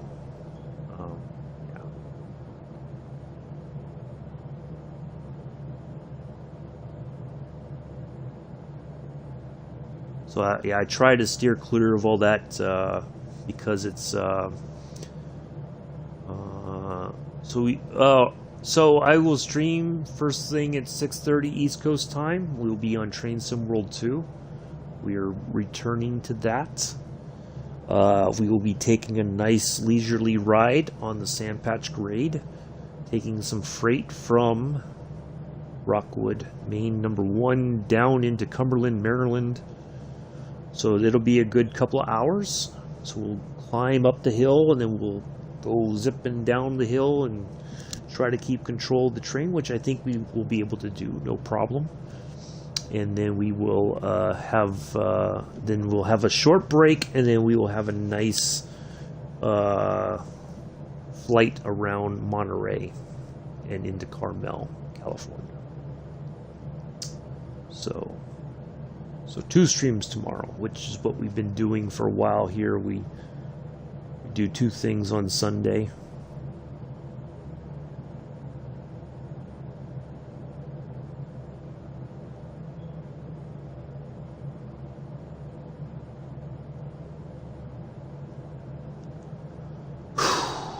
So, yeah, normal time as usual. The only time it'll be different, I'll let you know if I'm streaming later.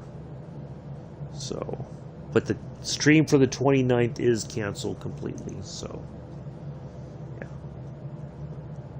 no streaming on Wednesday the 29th.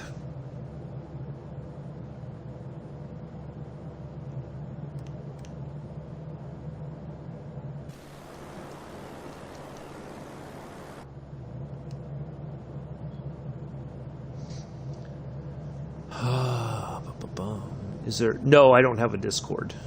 No, I thought about that, but it becomes it's too much sometimes. So no, I just prefer to keep. I'll just I try to let you guys know about stuff as much as I can. Yeah, Discord can be a bit. It gets a little toxic sometimes, and I don't want to, I don't want to live on Discord, which is I've done that essentially in the past, and it's not very healthy. So yeah, generally more often than not 6:30 East Coast time. I guess wherever you are in the world, you have to figure out based on your location what that means for you. But if I am going to be later, if I know like the day before that, I'm going to stream later, I will say that in that stream. So, Mick, there you go, Mick. You found the hiding spot. Good for you.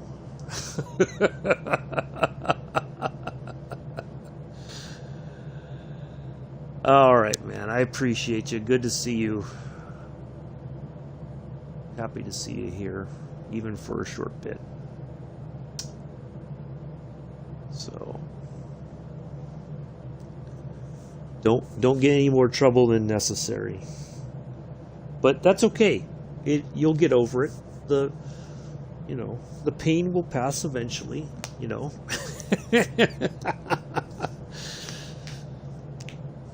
So.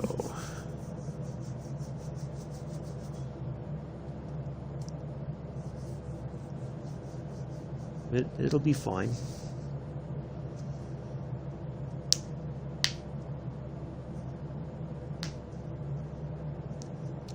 Sorry, I'm cracking my knuckles. My hand's got a little.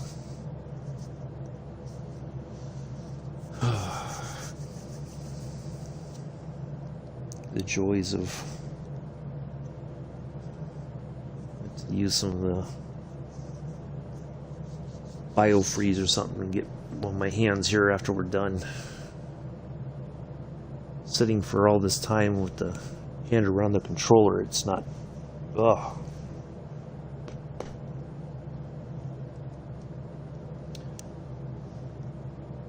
And one of those little stress balls. Maybe I should use that to exercise my hand a bit and work the muscles and joints a bit.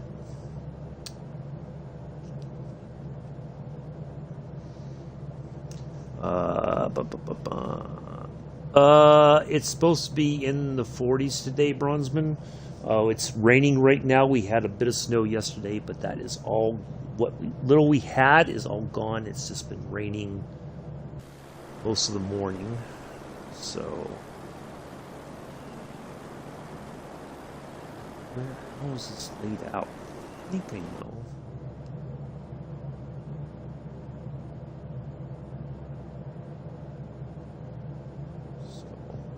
So it's not as cold as it was last few days. It's a little bit warmer, but it's just been raining, which is fine as long as it doesn't get too cold again, and then we have all that turned into standing ice. So, oh, nice.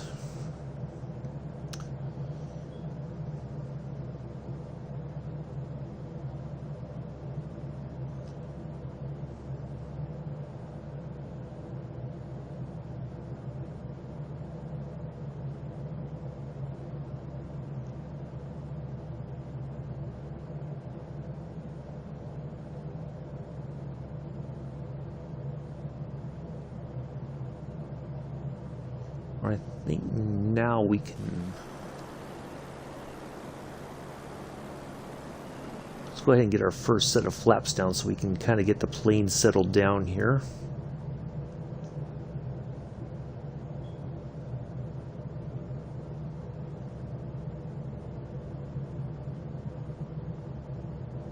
Alright, there is the.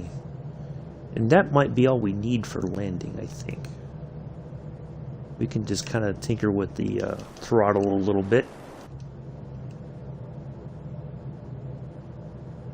to kind of keep our speed up to land, and then so I apologize now. I'm probably going to stop looking at the chat so I can get this landing nailed.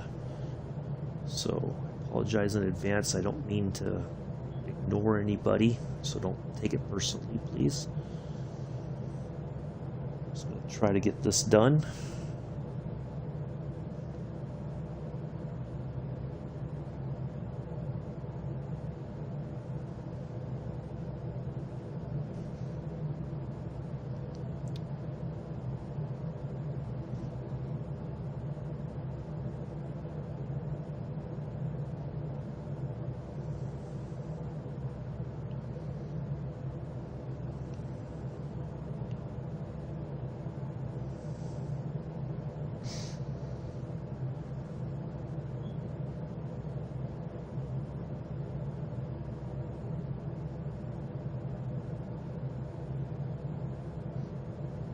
It has been quite the flight today. Much, much longer than I expected, but that's all right. Really enjoyed the scenery today.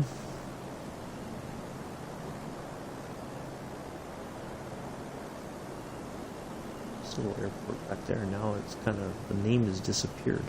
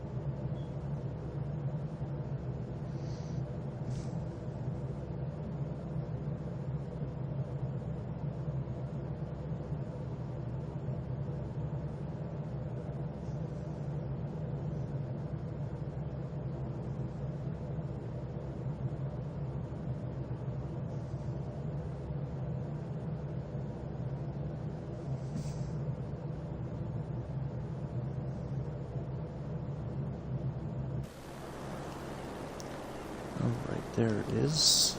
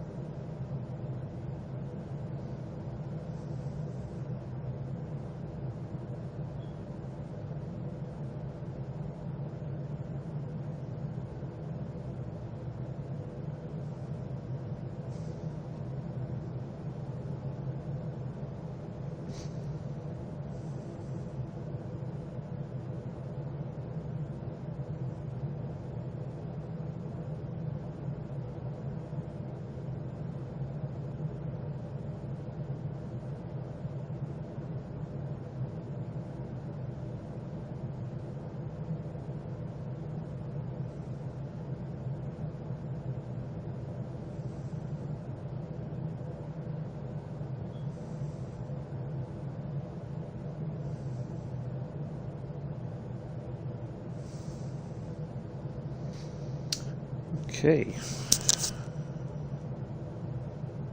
We're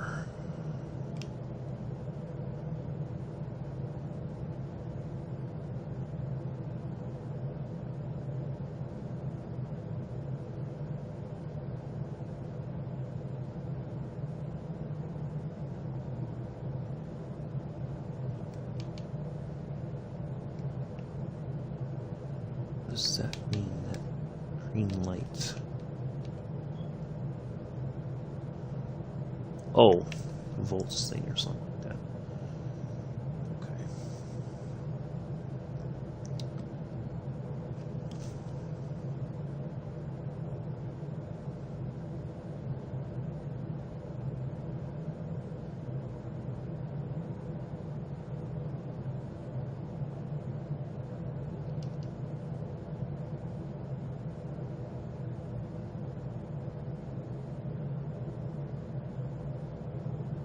Right, there we go.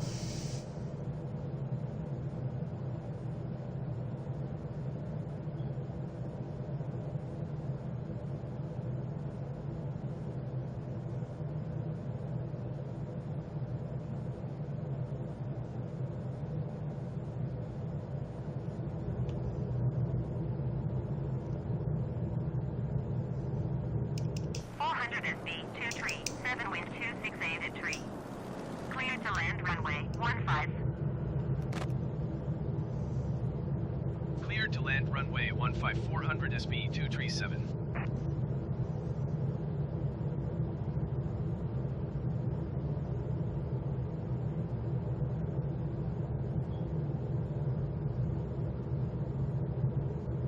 Here we go.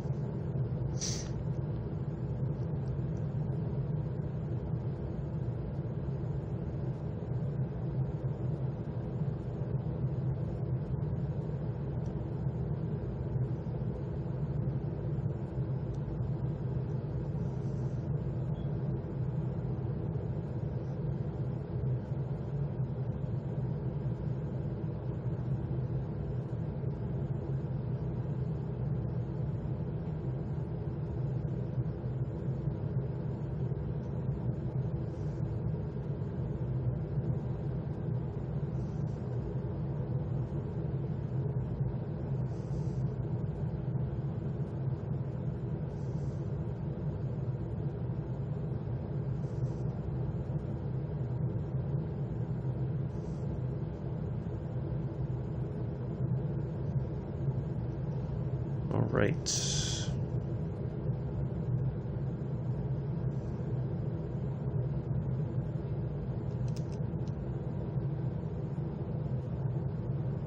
Plenty of runway there.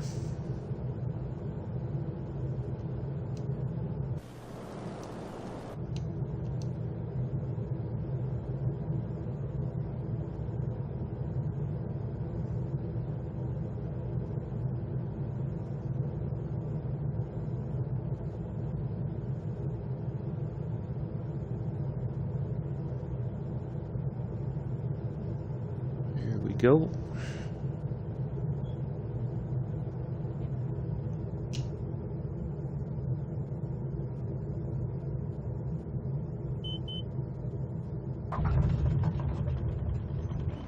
And there we are. 400 SB 237 exit runway when able.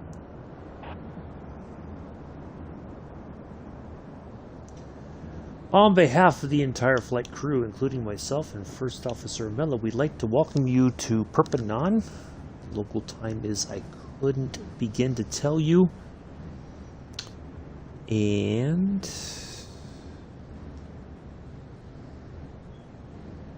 we would like to acknowledge, as soon as I can deal with the 400 SB 237 exit runway when able. stuff real quick. Oops.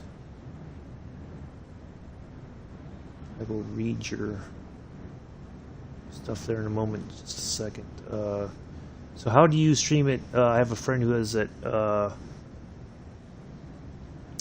I just put it at the most like the settings, I think. But it may be dependent on his system. I couldn't say for sure. Did I miss the? Okay, I didn't miss it. Yeah, I don't know his system, so I mean I'm on the Xbox, but on Twitch I just put it at the best setting possible or highest, so yeah. So it seems to work. But it may I wonder if that's why I get a little bit of buffering eventually too. I may have to change it to 720p. But it seems to be okay. 400 SB 237 exit runway when able. Yeah, I gotta get to the runway exit first. Anyway, First Officer Miller and I would like to acknowledge that we know that you have many viewing options when it comes to your Microsoft Flight Simulator viewing pleasures, and we are glad that you flew with us today. We will see you tomorrow. Train Sim World 2, Sand Patch Grade. Should be fun. And then we will have a nice, lovely flight around Monterey / Carmel. 118.3, 400 SB 237.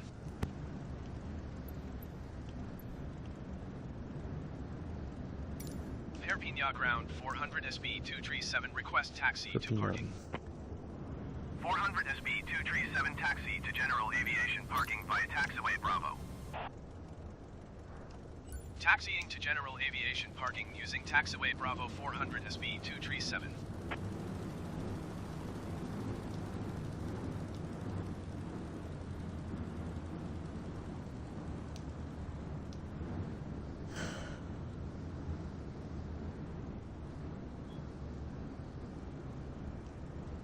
Hold on, I will. Oh, okay. Yeah, sometimes it's hard to know, but if it's working, that's fine, and I won't change anything. But sometimes it seems like it starts to lag, but I don't.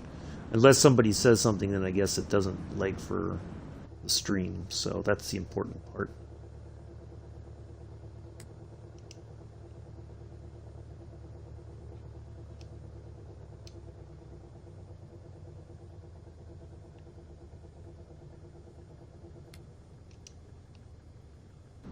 That's probably why that noise was happening.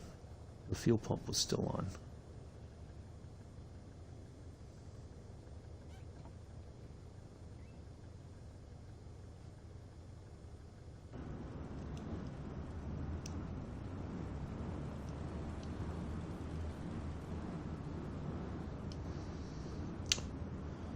So yeah, do join us tomorrow. Should be a nice Sunday stream.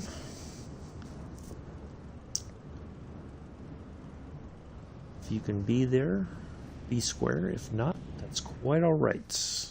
Know that some people still have family visiting, may have other obligations. It's just fine.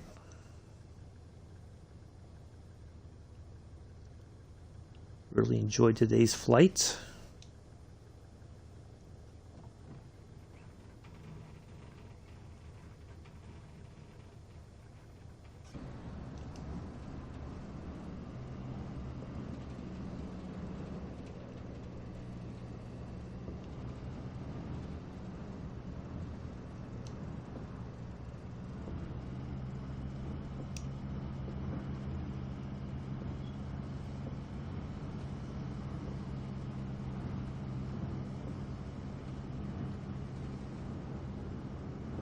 Nice late afternoon landing here.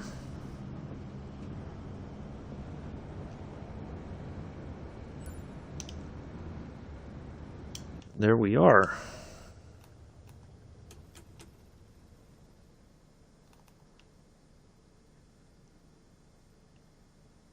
And turn our lights off.